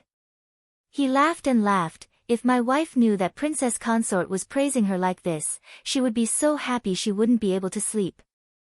Chu Qingyan smiled coldly as she casually named a few more housekeepers. It was as if she was chatting casually, but every word she said was like a stab at the dirty secrets in their hearts. All of them were trembling in fear. Those who were named felt as if they were standing on pins and needles, while those who were not were scared witless. They were afraid that they would be next. This kind of hanging people and not giving them a quick punishment made them feel very uncomfortable. Seeing that the desired effect had been achieved, Chu Qingyan changed into a more comfortable position. Then she looked at everyone with a smile that hit a knife. After exchanging greetings with everyone, I'm a bit tired. Then Princess Consort can go rest first. We'll go back first. Seeing this, the stewards immediately scrambled to say. They had to leave this troublesome place first. Chu Qingyan smiled. Why are you in such a rush? We haven't finished talking about the important matters. Everyone swallowed with difficulty. Please speak. At this time, they didn't have the arrogance they had when they first arrived. Each of them had been beaten back to their original selves. They wanted to curry favor with this master. Chu Qingyan's smile faded slightly. Her gaze was as sharp as a knife. This sudden change in aura pressed down on everyone's shoulders. What needs to be said, I've already said. The rest is up to you.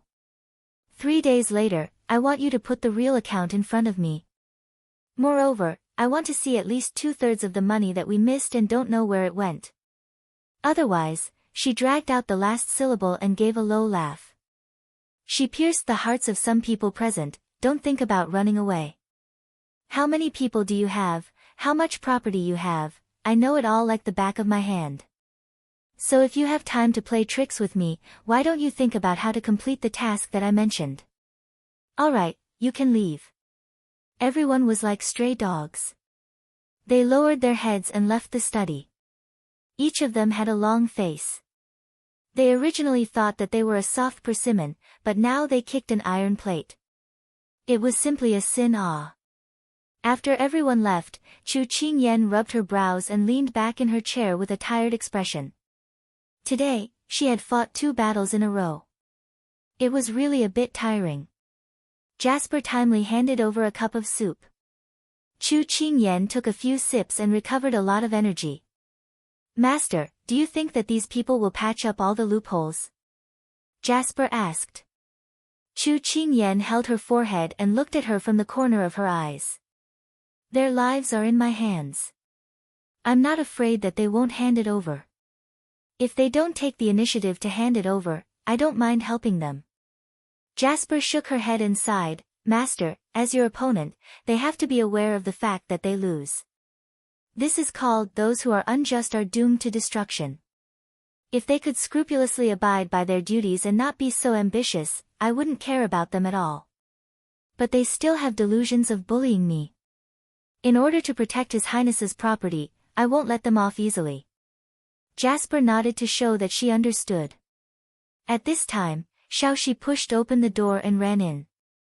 Chu Qingyan was a bit unhappy that she barged in without knocking, but after hearing her words, she was a bit surprised. Master, His Highness the Fourth Prince wants to see you.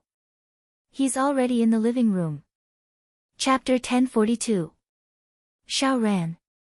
After not seeing him for a few days, Chu Qingyan missed him a bit, so she stood up. Let's go to the guest hall. When she entered the hall, Xiao Ran came up to her. Qingyan, we haven't seen each other for a few days. Why haven't you come to the palace to play with me? Is it because I haven't left the palace, so we won't be able to see each other for a long time?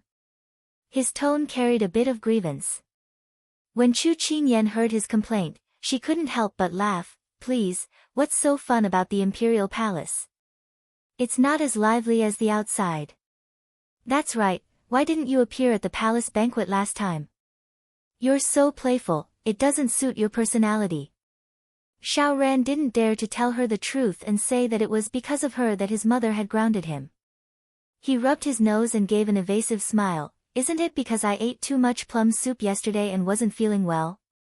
Otherwise, why would I be absent from such a lively occasion? That's true. You have to pay attention to your diet in the future.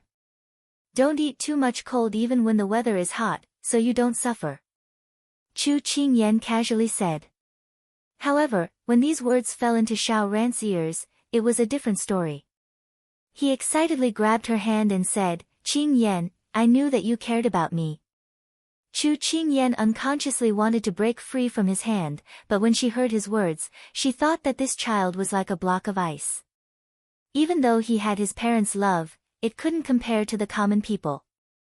He also didn't have many friends, so she placed him in the category of those who lacked love since he was young and felt a bit of pity for him. She shook her head with a smile as if she was looking at a child asking for candy. We'll be a family in the future, so of course we'll care for each other. But when she said this, Chu Qingyan's heart skipped a beat. With Consort Yu and Empress Liang's infighting, could these two brothers still be so brotherly? She couldn't give an answer to this question. However, no one could say for sure what would happen in the future. Let nature take its course. At this time, Xiao Ran remembered the reason he came here. He took out an invitation from his sleeve and handed it to her. What is this? Chu Qingyan took it and asked, puzzled. Invitation card. It's a lotus poetry gathering held by Aunt Huiyu. You can make friends through poetry, painting, or zither. To put it simply, it's a gathering of young people to have fun. Xiao Ran explained with a smile. He looked at her expectantly, hoping that she would agree. Chu Qingyan looked at the cover. It was painted with a slender and graceful lotus. The green leaves complemented each other. It was elegant and poetic. The handwriting on it was clear and elegant. She could not help but sigh. The designer was a talented person. However, this poetry gathering didn't seem to be as simple as Xiao Ran said. In her opinion, it was another disguised matchmaking convention. She wasn't going to join in the fun. I still don't. Before he finished speaking, Xiao Ran's eyes suddenly lit up. Eldest brother, you're back. Chu Qingyan turned her head and saw a man in a black robe walking in. She naturally curved her lips. There was only that person in her eyes. Xiao Su sensed her gaze and responded with a slight smile. However, when he faced Xiao Ran, he was already acting like Brother Yan. Why are you here today? Are you feeling better? Xiao Ran immediately replied, I've been fine for a long time. If it weren't for the matter in the palace, I would have come long ago. Oh right, I'm here to send an invitation card to Qingyan. I want to invite her to play with us. The more the merrier. Xiao Su noticed the invitation card in the little fellow's hand. He looked up and saw her inquiring gaze. He took the invitation card and flipped through it, then handed it back to her. You should also go and walk around more. You won't feel bored and cooped up in the fu and grow grass. Chu Qingyan pursed her lips. She really didn't like socializing. However, since the big ice cube said so, it shouldn't be a problem. Thus, she turned around and said to Xiao Ran, "Okay, I agree." Xiao Ran immediately cheered and jumped for joy. Chu Qingyan only thought that he was being childish and didn't pay much attention to him. However, Xiao Su was different. His gaze fell deeply on Xiao Ran before finally moving away. The few of them sat down in the guest hall and chatted while drinking tea. "Eldest brother, do you know that Nansang has sent an envoy to our Sichuan?" Xiao Ran recalled this matter. Xiao Su nodded. "Imperial father mentioned it when I entered the palace a few days ago." "Then you must know that Nansang has sent a princess over this time to make peace with our Sichuan." Xiao Su nodded. These words attracted Chu Qingyan's attention. A princess for peace. She felt that something wasn't right. Usually, in these transmigration books, when there was a princess for peace, the one she liked was the male lead. Although she didn't dare to say that she and the big ice cube were the male and female leads, she felt that this matter made her feel uneasy. "Why didn't you mention this to me?" Chu Qingyan glanced sideways at the person beside her. Xiao Su raised his brows. "It's not important. Why would I mention it?" She liked this tone of his. As a result, the person who was about to explode was immediately soothed. Xiao Ran suddenly felt an invisible but uncomfortable air flow between the two of them. It separated them, and he felt like an outsider. He immediately spoke up, snatching their attention back. "I heard from Imperial Father's people that he intends to pick one of the 4 princes to be in charge of welcoming the envoy at the border. I don't know who he'll pick." Xiao Su chuckled. "It should be the 3 of you." "Why?" Xiao Ran was confused. There were clearly 4 of them. Chu Qingyan smiled. "It's easy to guess. If one person doesn't count, then it has to be your eldest brother." "Ah." Xiao Ran was even more confused. "You're really stupid. Your eldest brother personally defeated the Southern Blue Army and drove them back to their nest. Do you think they'll agree to let someone who once defeated them welcome them? I'm afraid they'll be on tenterhooks all the way. Will your eldest brother kill them? So your imperial brother is eliminated." Xiao Ran suddenly understood. "So that's how it is. Then who do you think they'll send?" "You." Chu Qingyan smiled at him. "Why me?" Xiao Ran frowned. He didn't want to go. Chu Qingyan shrugged. "It's very simple. If you use the method of elimination, the second prince has a free and unfettered nature. He basically doesn't meddle in the affairs of the court. His Majesty won't risk letting someone who loves to play take on such a big responsibility. Furthermore, the third prince has been frail and sick for so many years. He'll have to travel thousands of miles to welcome them. Not to mention the long journey, there's also a lot of etiquette. His Majesty won't let the third prince take on such a troublesome task." Although Chu Qingyan's words were reasonable, Xiao Ran still wanted to refute. "I was once their opponent, although I lost in the end." Chu Qingyan smiled. "Then their enmity towards you won't be so big. Isn't that even better?" This analysis was clear and logical. It made Xiao Ran's head hurt. No, he had to think of a way to avoid this matter. Otherwise, this trip would be delayed for a long time. Not only would it delay the poetry gathering, but if Qingyan left, how many years would it be before they could meet again? He couldn't afford to gamble. Seeing Xiao Ran leave in a hurry, Xiao Su looked at her. "Are you scaring him?" "No, I'm just letting him see the situation clearly." She spread her hands. Xiao Su shook his head and laughed. Chapter 1043. The two of them sat across from each other in the hall, chatting casually. Xiao Su had been busy with the military camp these days. They had little time to communicate except for breakfast and breakfast. At this time, they cherished the time to chat. They didn't have to find a topic to talk about. Even if it was just asking about what they had eaten in the afternoon, it was also a kind of fun. Big Ice Block, who is the Aunt Huiyu that Xiao Ran mentioned just now? When she was in the capital, she didn't go out much because of her young age. Now that she had just come back, she didn't know much about the social circle in the capital. She could only ask for help. Xiao Su recalled and said, "She is my father's cousin. Because there were very few princesses in my father's generation, my grandfather named her Princess Huiyu. In fact, her real name is not this. She married Commandery Prince Li 20 years ago. She likes to match unmarried men and women, so she often holds poetry and flower parties. For example, this Lotus Poetry Party. Basically, all the unmarried young men and women in the court have received the invitation." "I see. I knew it. This kind of party is a disguised blind date party.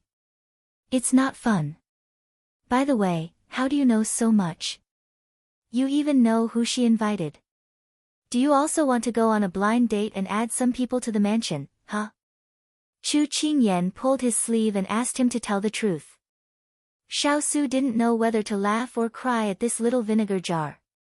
"Yesterday, Princess Huiyu asked someone to send the invitation to me. But the purpose is the young generals I brought this time." She was barely satisfied with this explanation.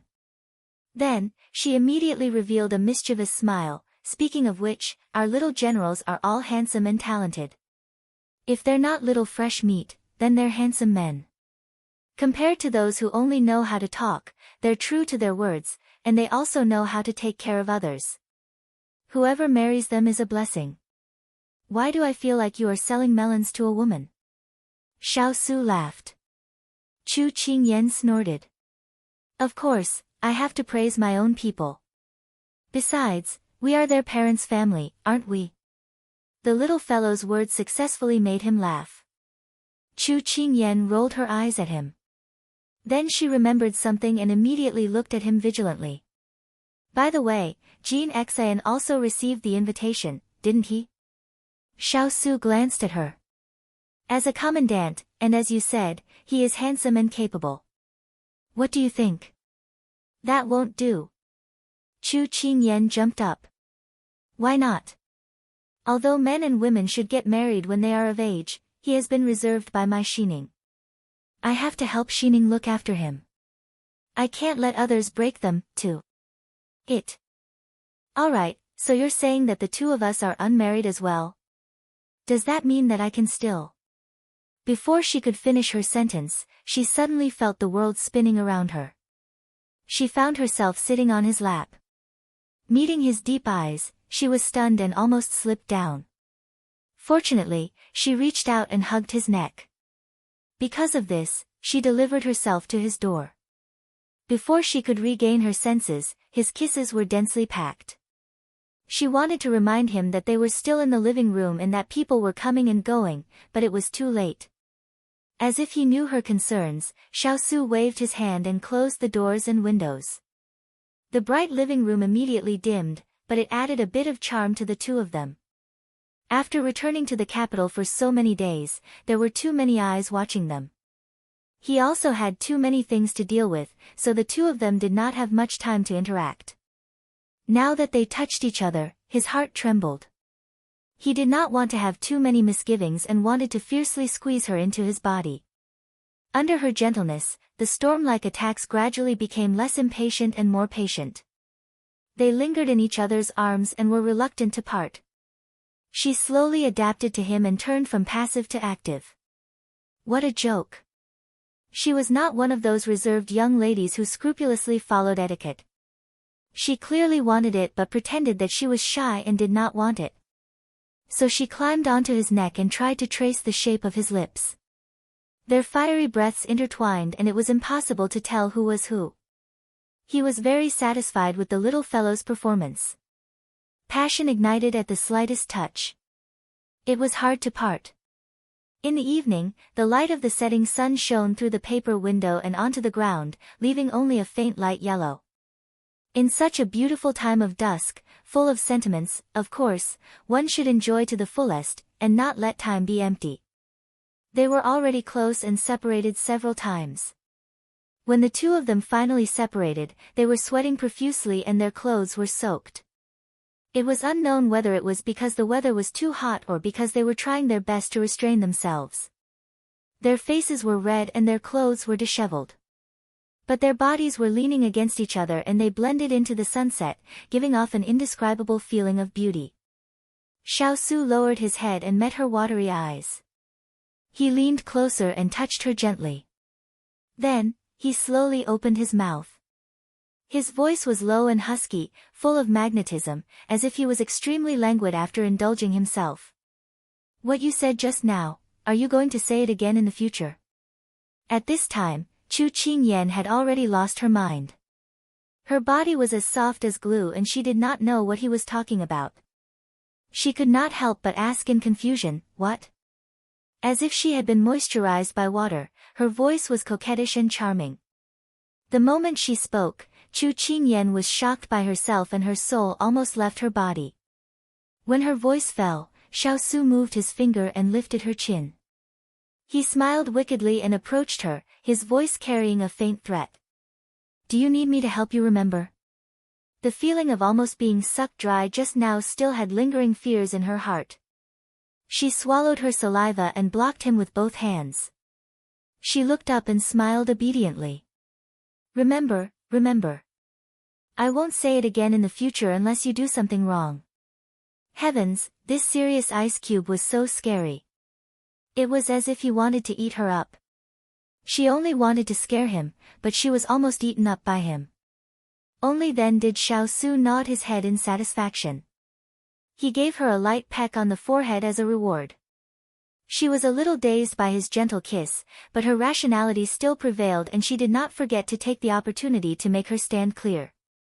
"Since I've already said it, you're not allowed to flirt with other women for me in the future. You have to remember that you're already taken. If I find out that you have other thoughts," Xiao Su reached out and rubbed her head. The corners of his eyes under the mask lifted, revealing a doting smile. "I won't let that happen." She nodded reluctantly, but she was already smiling in her heart. Although it was a little sticky to hug each other on such a hot day, the two of them did not feel uncomfortable at all.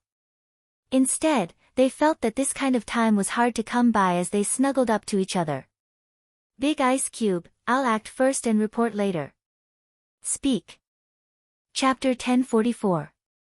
Thus, she leaned against him and told him everything that she had done to the stewards this afternoon. "We left for a few years and they thought that there was no tiger in the mountain and the monkey was the king. Not only did they make fake accounts to fool me, they even embezzled the silver from the storehouse and made false reports. In any case, I was just angry. If you think that I went overboard, then I'll admit it." Her originally calm mood exploded when this matter was brought up. This Wang Fu would be under her control in the future. If they squandered it until there was nothing left, how could she support this large family of people? There was no need for the little fellow to say it. He had already heard about this before he entered. He reached out to press down the ahog on her head and said in a warm voice, "I think that your methods are not enough." His warm voice carried a chill that made people tremble. Chu Qingyan raised her brows in surprise. "What do you mean?" "For traitors, there's no value in keeping them." Xiao Su smiled faintly. "Even Hongyi is one of them. But she has worked hard for you for so many years and you're willing to let her go." She crossed her arms as she looked at him. Xiao Su smiled and reached out to pinch her cheeks. Only when she grimaced did he let go. "I've never used people I suspect and never suspect people I use. Since they're disloyal, there's no need to keep them by my side." Chu Qingyan understood tacitly. She blinked. "I originally wanted to give them up, but seeing that their abilities aren't bad and that I can't find anyone to replace them, I can only intimidate them first and force them to spit out the silver. In the future, I'll deal with them one by one. You can be at ease and deal with them boldly. If there's anything you can't do, just say it. I'm your strongest backing." Xiao Su gave a low chuckle. His pampering voice almost made Chu Qingyan melt. As expected, a man with a pleasant voice was a bonus. All right. She looked up and smiled. The little fellow in front of him had already lost her childishness and was as lively as the water spirit. At this time, Xiaoran, who had returned from the Moon Palace, had his brows tightly knit. Your Highness, what did Her Highness say? Seeing His Highness remain silent, Xiang Yu couldn't help but worry. Xiaoran sighed deeply, feeling a little vexed. Imperial Mother said that Imperial Father hasn't made a decision yet, but she hopes that I can take the initiative to ask for Imperial Father's permission. After all, I didn't manage to seize the opportunity to perform in front of Imperial Father when we were dealing with Southern Blue. Now that I have this opportunity, she wants me to not miss it. Your Highness, this is a good thing. You can also take this opportunity to train yourself. Xiang Yu agreed. Xiao Su glared at him. What's so good about it? I don't even want to pick up that princess. I just want to stay in Qing dash. At this point, he immediately stopped. His expression became even more dejected as he slowly walked towards his own palace. Just as he was about to reach the entrance of the hall, he saw a familiar figure standing on the steps. He was overjoyed and went up to greet the figure. Third Imperial Brother, why are you here? It's hot outside. Hurry and enter the hall. He was both happy and worried about his Imperial brother's health, so he spoke quickly. Xiao Ho turned to look at him. His fingers pressed on the belt of his cloak as he laughed self-deprecatingly. With my constitution, I'm not afraid of heat or cold. There's no need to worry. Xiaoran thought of Third Imperial Brother's frail and sickly body, then looked at how tightly wrapped he was without a trace of sweat. He was already drenched in sweat from not jogging towards him. He couldn't help but feel pity for him. Third Imperial Brother, it's fine. Let's properly recuperate. You'll get better in the future. Hearing such naive words coming from his mouth was a little silly. Xiao Ho shook his head in his heart. He really couldn't bear to lay his hands on such a stupid person.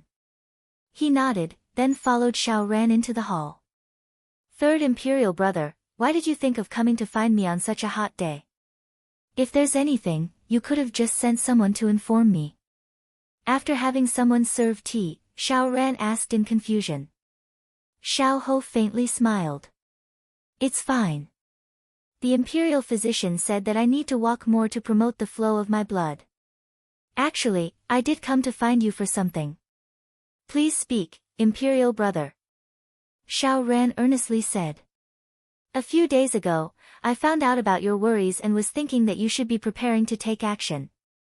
However, I heard a bit of news that the Southern Blue Sea's envoy was coming to Sichuan. Imperial Father would choose one of the princes to be in charge of receiving the envoy.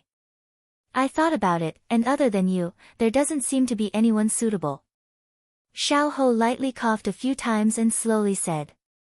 When Xiaoran heard this, his face immediately became depressed. That's right. I also heard from Imperial Mother. Right now, I'm having a headache. Xiao Ho lowered his eyebrows and a cold light flashed in his eyes. However, on the surface, he still looked as gentle as jade. Fourth Imperial Brother, you don't need to worry. This Imperial Brother has a way to help you solve this matter. Xiaoran's eyes lit up. Really? What method do you have? The method is for me to go in your place. Xiao Ho smiled. What? That won't do. Traveling day and night is very tiring. How can your body withstand it? Xiaoran repeatedly waved his hand. Xiao Ho smiled. Don't think of your Imperial Brother as such a weakling. Recently, the Imperial physician said that my body is much better and suggested that I go out and walk more. So, I'm not doing it all for you. Really? Xiaoran asked with wide eyes. Xiao Ho smiled and nodded. Xiaoran said gratefully, Third Imperial Brother, you've done me a big favor. If you need anything in the future, just tell me. Even if I have to climb a mountain of swords or dive into a sea of fire, I'll do it for you. Xiao Ho smiled with satisfaction in his heart. this was the result he wanted. This trip to receive the envoy was originally part of his plan. Bribing Xiao Ran's heart was just a matter of convenience. As he left, he raised his hand and lightly patted Xiao Ran's back. We're all brothers. No need to be so formal. Right now, I'll go find Imperial Father to report this matter. Okay. Third Imperial Brother, take care. Xiao Ran gratefully escorted him to the door of the hall. After he left, Xiao Ran jumped 3 feet into the air, unable to contain his joy. Great, great. Then I can participate in the Lotus Poetry Meet. Xiao Ho heard the commotion in the hall from afar. He loosened his tie and laughed lowly. Then, he slowly walked towards the imperial study. Because he had been ill for a long time, he hadn't seen his son in a long time. When the Sichuan emperor saw him, he couldn't help but be surprised. When he heard that he was going to receive the envoy, the Sichuan emperor wanted to refuse. However, he couldn't bear to refuse his son's first request in many years. Just as he was hesitating on how to persuade him to reduce the damage, Xiao Ho smiled calmly and spoke. Imperial Father, I have never left the capital since I was a child. I don't know if I'll have the chance to leave in this lifetime. These words caused the long-lost affection in the Sichuan emperor's heart to surge. This child, Xiao Ho, had been soaked in medicine for so many years. The imperial physician said that he was only using medicine to keep his life. How long he could live depended on luck. Furthermore, he was busy with state affairs and didn't have time to take care of this child. How could he bear to refuse such a small request? Okay, Imperial Father promises you. The Sichuan emperor agreed with mixed feelings. Xiao Ho lowered his head and curved his lips. Thank you, Imperial Father. Chapter 1045. It was a dark night. In the distant border between the two countries, a majestic army was stationed in a town. The people coming and going were all big and burly men. They wore the military uniform of the Southern Blue Army. Every one of them was bare-chested and exposed their stomachs. Every time they walked, there was a gust of wind. These people surrounded the entire town, not allowing even a fly to fly in. It was quiet all around. In a room in the center of the town, there was a slight noise. A maid was silently knocked unconscious by a hand blade. When the maid fell down, under the bright moonlight, she could see the black-clothed man standing there clearly. However, this black-clothed person didn't seem to know martial arts. After checking that the maid was only unconscious, the black-clothed person jumped up and covered her wrist, crying out in pain. However, she didn't dare to make a sound and only dared to walk in circles. The black-clothed person's chest rose and fell as she jumped up and down. Her figure was slim and slender.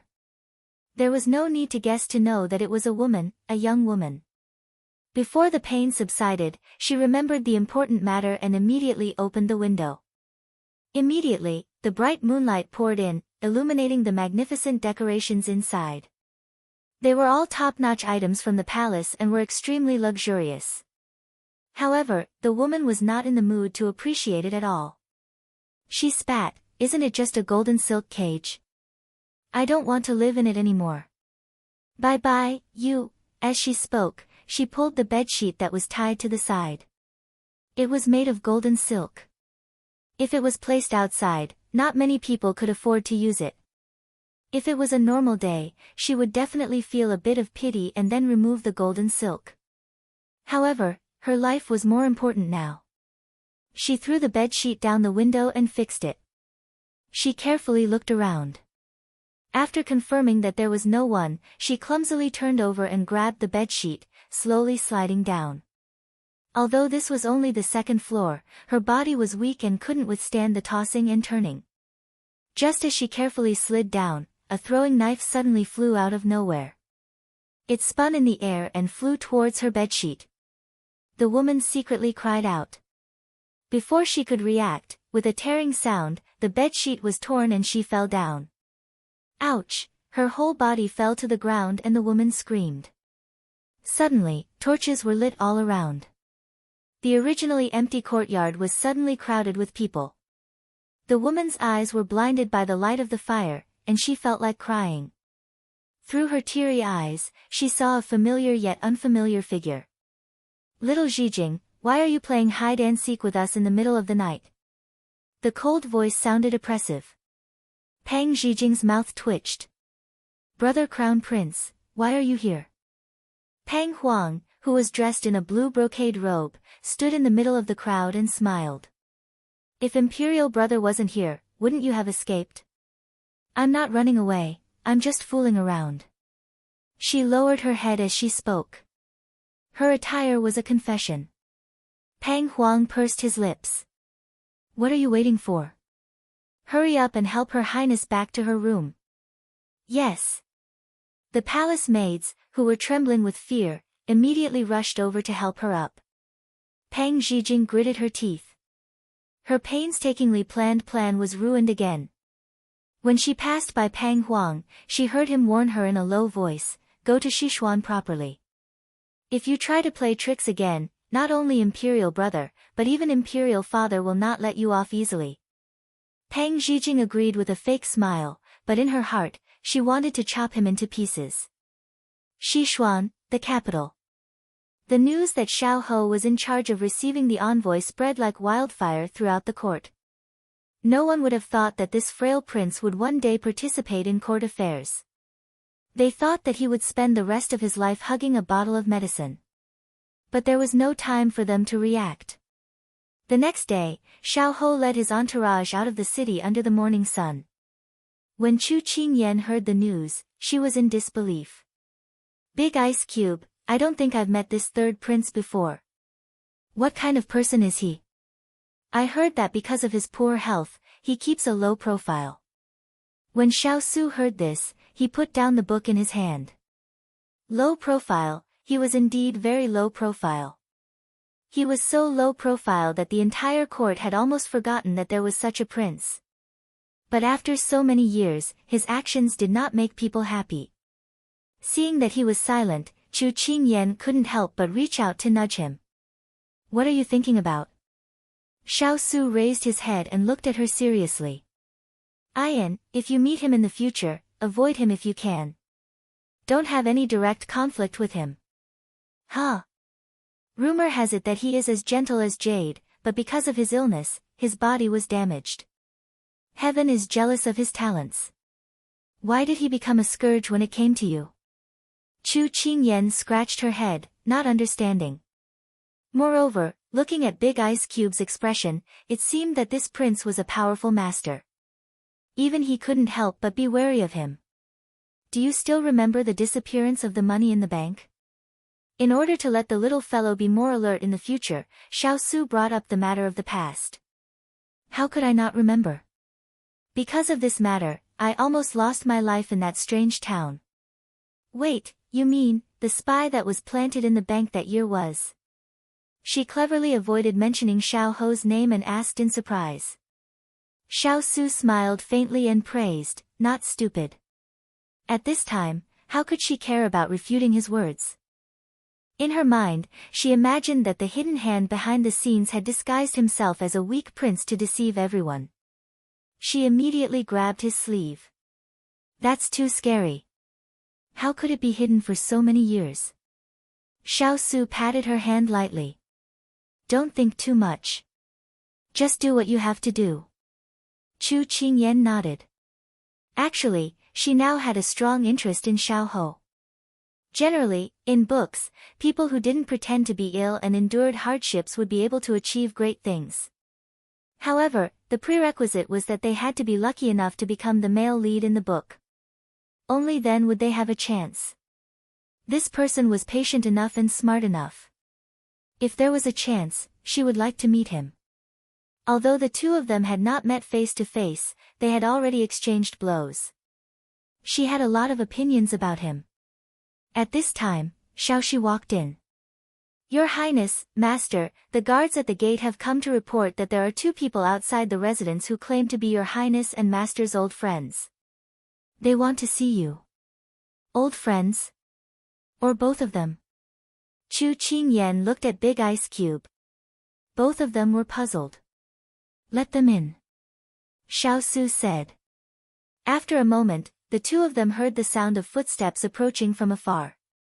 But before the person arrived, the voice first sounded. "So this is the capital's noble courtyard. It's indeed grand and magnificent.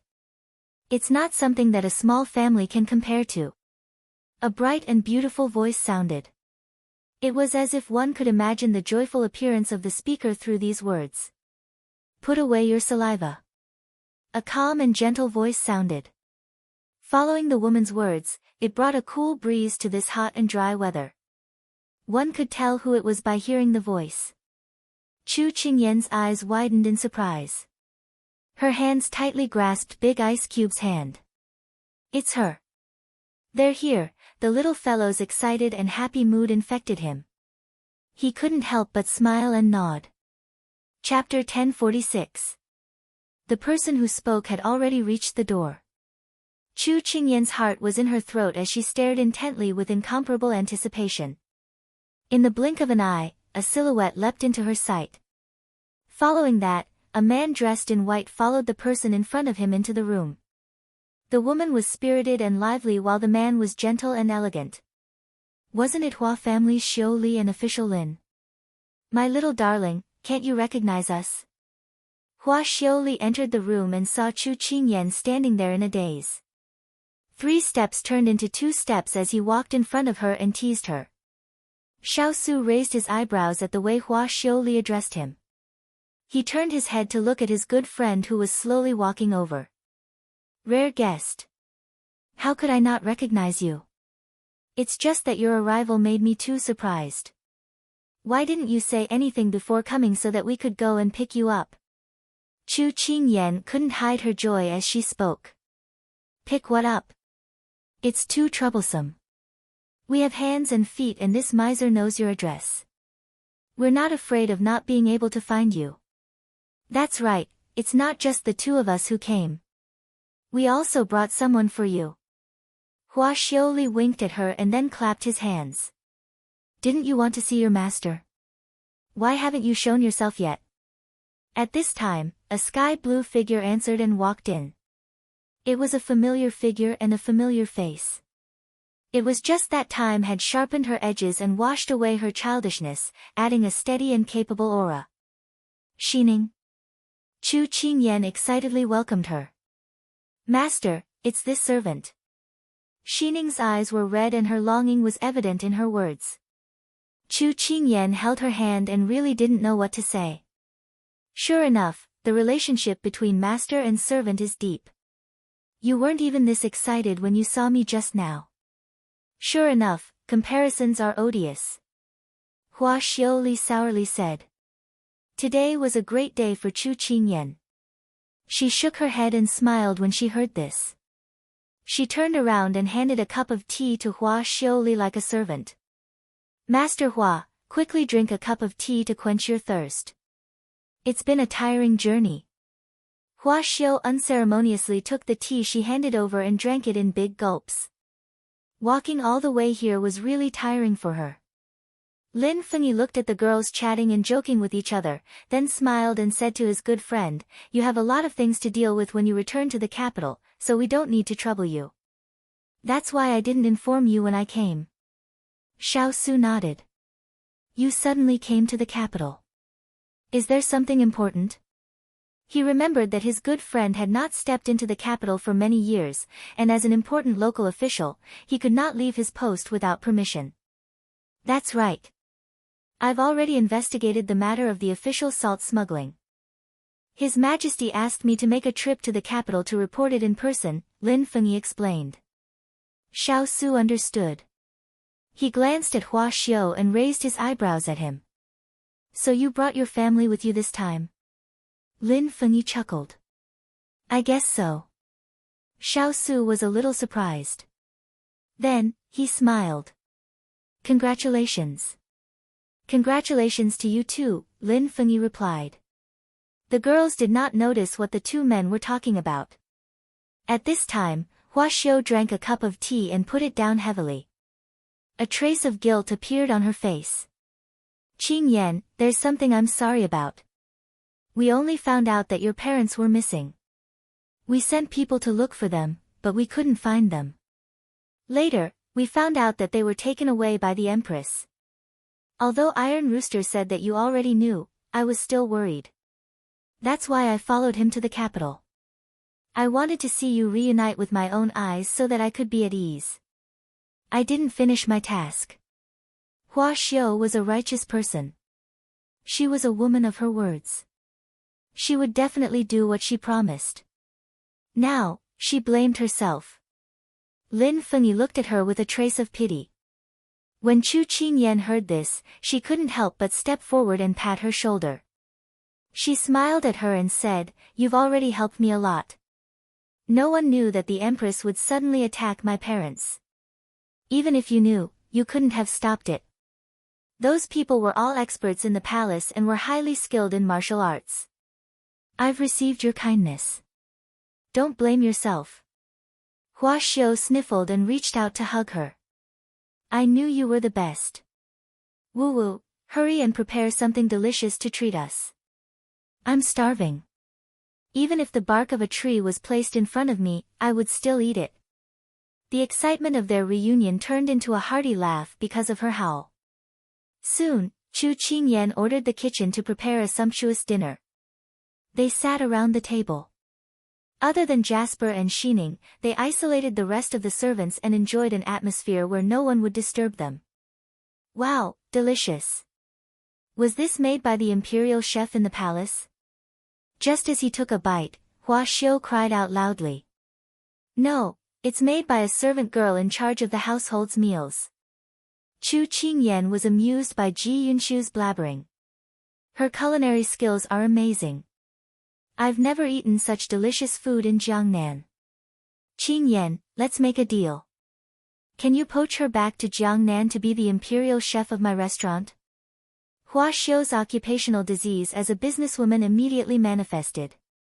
Her eyes sparkled with silver as she acted coquettishly towards her good friend. Chu Qingyan coughed softly and pointed to the person beside her. "I can't make the decision for this person. You can ask this person." Hua Xiu followed her gaze and glanced at Xiaosu. She swallowed and immediately dismissed the idea.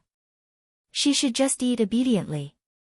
Seeing that she couldn't wait to stuff her mouth with food, Lin Fengyi couldn't help but advise, "No one's fighting with you. Eat slowly. You don't understand. We're just freeloading. We don't know when we'll be able to eat again. So, eating more is profiting." Hua Xiu's words made everyone speechless, but they couldn't help but admit that it made sense. At this time, Lin Fengyi said as he ate, "When can you leave this place?" "It's hard to say." Xiaosu frowned slightly. Imperial father and imperial mother won't let them go. At the very least, they have to wait until Nansang's diplomatic group leaves.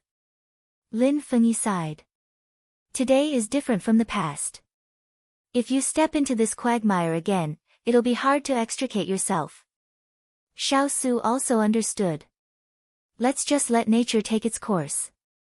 Lin Fengyi knew that he wouldn't fight an unprepared battle, so he didn't linger on this topic any longer. Instead, the two of them discussed the matters of the imperial court. Chu Qingyan thought of something. "Xiu Li, I'm going to participate in a lotus poetry competition in 2 days. You should come with me." Hua Xiu Li shook her head decisively. "I'm not going. What I hate the most are those scholars and beauties who moan and recite poems. If I have that kind of free time, I'd rather go to the capital and see if there's any business opportunities." Chu Qingyan felt that if Hua Xiuli didn't go, it would be boring for her to go alone. Just as she was thinking of how to persuade Hua Xiuli to go, the person beside her spoke. "Fengyi, the poetry competition this time has invited a famous painter, Great Master Miaoqing. Do you need me to leave an invitation for you?" Xiaosu said indifferently. Other than handling cases, Lin Fengyi liked to paint in his free time. When he heard his good friend say this, he looked at Chu Qingyan with understanding. Then, he nodded at his good friend. "Okay." Hua Xiuli heard this. There would definitely be many beauties at this poetry competition. If her miser went, wouldn't he fall into a pack of wolves? That wouldn't do. Qing Yan, leave an invitation for me too. I'm definitely going. Hua Xiaoli said, full of energy. Chu Qing Yan was a bit surprised. Didn't this person just righteously refuse? Xiao Su smiled and continued to chat with his good friend. Chapter 1047. Because of her good friend's arrival, Chu Qing Yan felt that her days were no longer so dull. Even when Big Ice Cube was not around, she had someone to talk to. Especially when there was someone to help review the accounts that had been piled up in the prince's residence in the past few years. With such a capable assistant, it was practically twice the work with half the effort. And Xining's arrival relieved a lot of Jasper's burden. At the same time, Xining relied on her many years of experience to quickly gain the approval of the servants, and she took over the affairs of the inner courtyard together with Qing Yi. Hong Yi saw that Chu Qing Yan was surrounded by her own people. The power of the inner courtyard was being taken over bit by bit, and she was no longer the beloved head maidservant of the past. She felt very upset, and the seeds of resentment in her heart were planted and sprouted little by little. Did you notice that Hong Yi is very strange recently? Lve asked Huang Yi. Huang Yi was washing the vegetables when she heard this and shook her head. I've been researching new dishes recently, so I didn't notice. What's wrong with her? Although she's not in charge of anything now, she seems to have a lot on her mind all day. I wonder if she's not feeling well. Lve asked with a worried expression. Huang Yi shook off the water droplets on her hands and said with a smile, Hong Yi might have a busy life. Now that she's not doing anything, she feels uncomfortable. Lve could not find any other explanation, so she could only nod in agreement. Perhaps.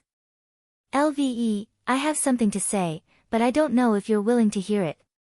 Lve sensed that her tone was a little different from usual, and could not help but raise her head to look at her. At this time, Huang Yi had already walked in front of her with the vegetables. She said with a slightly serious expression, in the future, stay away from Hong Yi. Perhaps, she's no longer the Hong Yi we knew in the past. Or it could be said that all these years, they had never seen the real her. Lve looked at her in surprise. Huang Yi smiled at her and then turned to leave. Lve was a kind person. Aside from her own duties, she rarely left the courtyard. Occasionally, she would help the sisters around her. She had a gentle personality and was a good girl that was hard to come by. Huang Yi looked up at the blue sky. She hoped that Lve would not be involved in this whirlpool. Good people will be rewarded.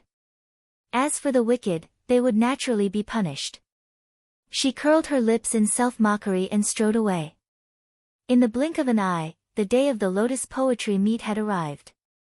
Chu Qing Yan originally just wanted to dress up casually so as not to be impolite, but she didn't want to be blocked in the room early in the morning, trying on clothes one by one. Wow, Qing Yan, you look good in anything. But this one is too plain, no. She is indeed a devastatingly beautiful woman. But this one isn't unique enough. Let's change it. This one is good. If I were a man, I would definitely fall at your feet. But what is it missing? Let's change it. For the entire morning, Chu Qing Yan felt that she was like a spinning top being tossed around by her good friend. Until she heard the words, this one. Like the sound of nature, she was finally liberated. However, the other person did not let her go. She personally put on her makeup and tied up her hair. With this kind of tossing, another half an hour passed. I can finally understand why women spend so much time going out. The reason is to toss around. Chu Qing Yan closed her eyes and let her fiddle with her. I guarantee that you will become the most stunning, most outstanding and most dazzling focus of attention. Hua Xiao praised herself as she worked. Chu Qing Yan smiled awkwardly. Isn't it good for us to be invisible? Why do we have to steal other people's attention? Hua Xiao sneered, do you think you can be invisible? You have the title of the King of England's fiancé. Wherever you go, you will be the center of discussion, okay? Can you have some self-awareness? Don't always think that you are just a little flower or grass. Chu Qingyan smiled helplessly. AI, it's really troublesome. If I had known, I wouldn't have gone. It's too late. Hua Xiu withdrew her hand and took a step back. She smiled and said, My beauty, open your eyes and take a look. Chu Qingyan moved when she heard that. When the beautiful and moving appearance in the mirror fell into her eyes, she was a little startled. Was this her? Are you crying because of your beauty? Hua Xiu leaned over to look at her and giggled. I said that you definitely didn't dress yourself up seriously. You have such good capital, so of course you have to dress up well and strive to blind these people's dog eyes. Previously, during the palace banquet, there were people who tried to make things difficult for Qing Yan. She had already heard about it from the people in the residence. That was why she was so angry and wanted to dress Qing Yan up properly. When the time came, she would definitely be able to suppress everyone with her beauty and crush the confidence of those people. Chu Qingyan didn't know whether to laugh or cry. Don't you think that this is too eye-catching? You don't have to care. Anyway, if you cause trouble, your big ice cube will solve it. Isn't that right, Your Highness? Hua Xiu's tone changed as she spoke. Chu Qingyan sensed the difference in her words and couldn't help but raise her head to look at the door. She saw a tall figure appear at the door. Hua Xiu tactfully patted her shoulder. We will set off in the time it takes to brew a cup of tea. I will wait for you in the front courtyard. After saying that, she left. At this time, there were only 2 people left in the room. She didn't know why, but she felt that the air was a little thin. She stood up uncomfortably from the chair. She pulled here and there and said unnaturally, I think it's enough, but Hua Xiu said that it would be good to dress up like this. At this time, Xiao Su had already walked in front of her and reached out to lift her lowered chin. When their eyes met, she heard his gentle and doting voice. It's very beautiful, I like it very much, but I don't want you to be seen by others. The usually calm and collected Chu Qingyan also had a moment of shyness. She didn't dare to look at him. How about I change? It's just a poetry recital. It's not good to attract too much attention. No need. Although I don't want others to see my selfishness, I also don't want you to hide your brilliance. You can be yourself. You don't have to hide it for anyone, not even me. His low and gentle tone was filled with doting. Chu Qingyan's heart was moved. She curved her lips and nodded. To be able to meet someone who tolerated you, indulged you, understood you, and loved you, it was really not easy. However, there's a flaw in your makeup, Xiao Su said with a straight face. Where? Chu Qingyan reached out to touch her face, not understanding. Your lips aren't red enough. Ah, she was about to turn around to look at the mirror when her body was pulled into his embrace. She raised her head to ask, but the light in front of her was blocked by a black shadow. Her lips were gently and domineeringly covered. Tossing and turning, rubbing and biting. Hey, this won't do. Hua Xiu will get in. She's already gone to the front yard. No one will disturb us. But we're about to set off. There's no hurry. We still have 10 minutes. Don't be distracted. He nibbled and lowered his voice, otherwise, I may have to add more tea. Under the sunlight, 2 overlapping shadows were reflected on the ground, elongated little by little. The sky was clear and the wind was gentle. It was suitable for talking about love. Chapter 1048. Hua Xiuli leaned against the pillar and waited leisurely. When they arrived, she glanced at them and said with a strange expression, Did you eat chili? When the person with her head lowered heard this, her entire face turned red.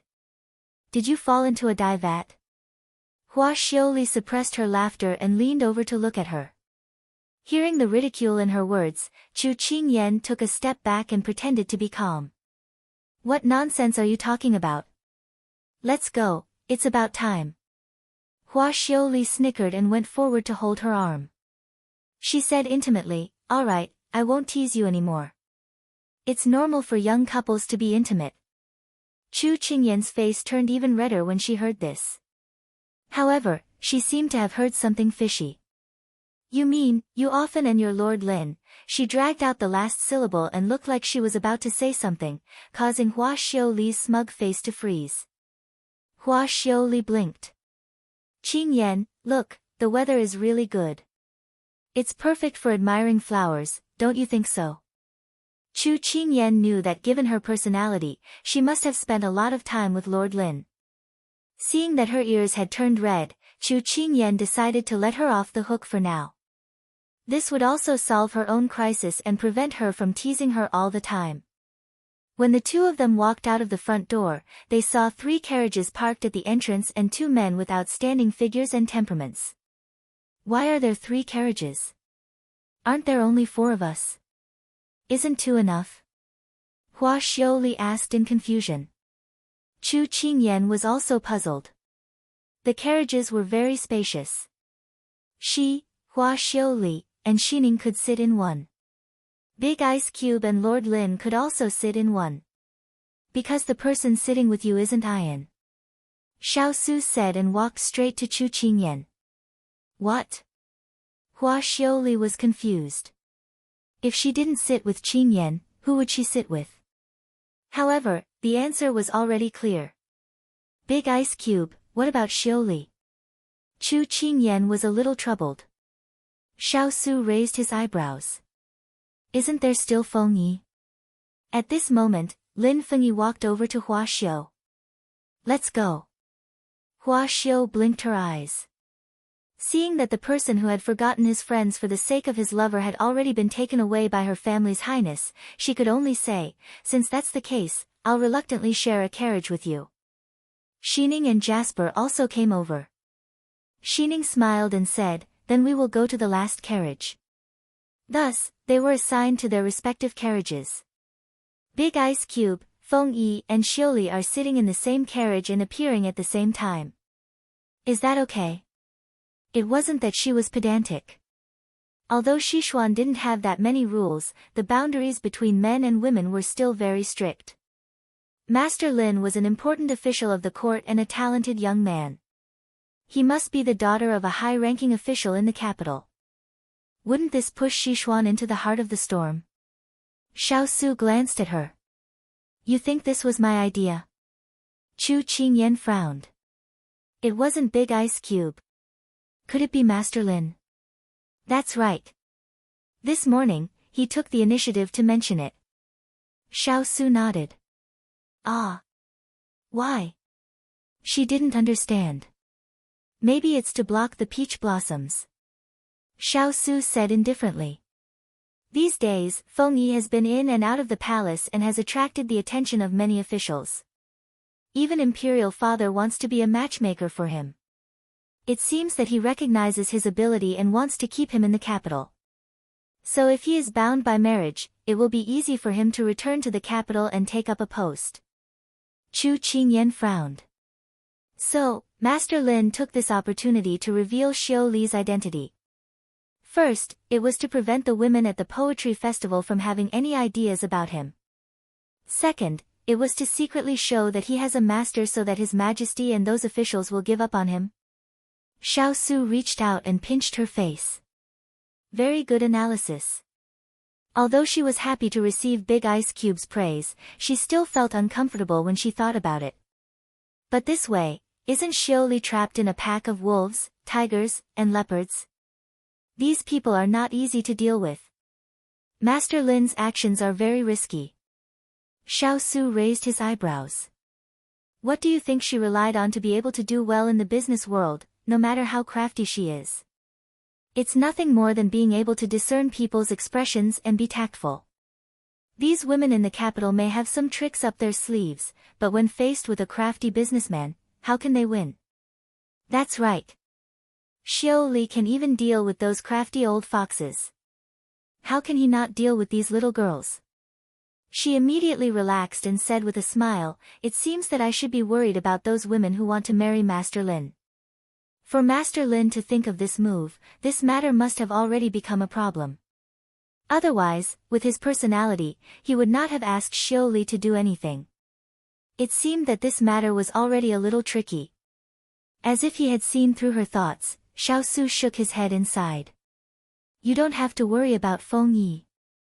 He just wants to take the opportunity to declare his sovereignty and let someone know that she is also in high demand. That's all. This brat had always wanted to marry Xiao Li, but she did not want to marry so early.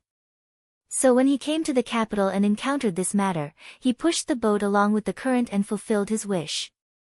This also made it so that she would not be able to escape the title of Lin Fengyi's woman wherever she went in the future. Master Lin is so crafty. I didn't expect him to be like this. Chu Qingyan widened her eyes.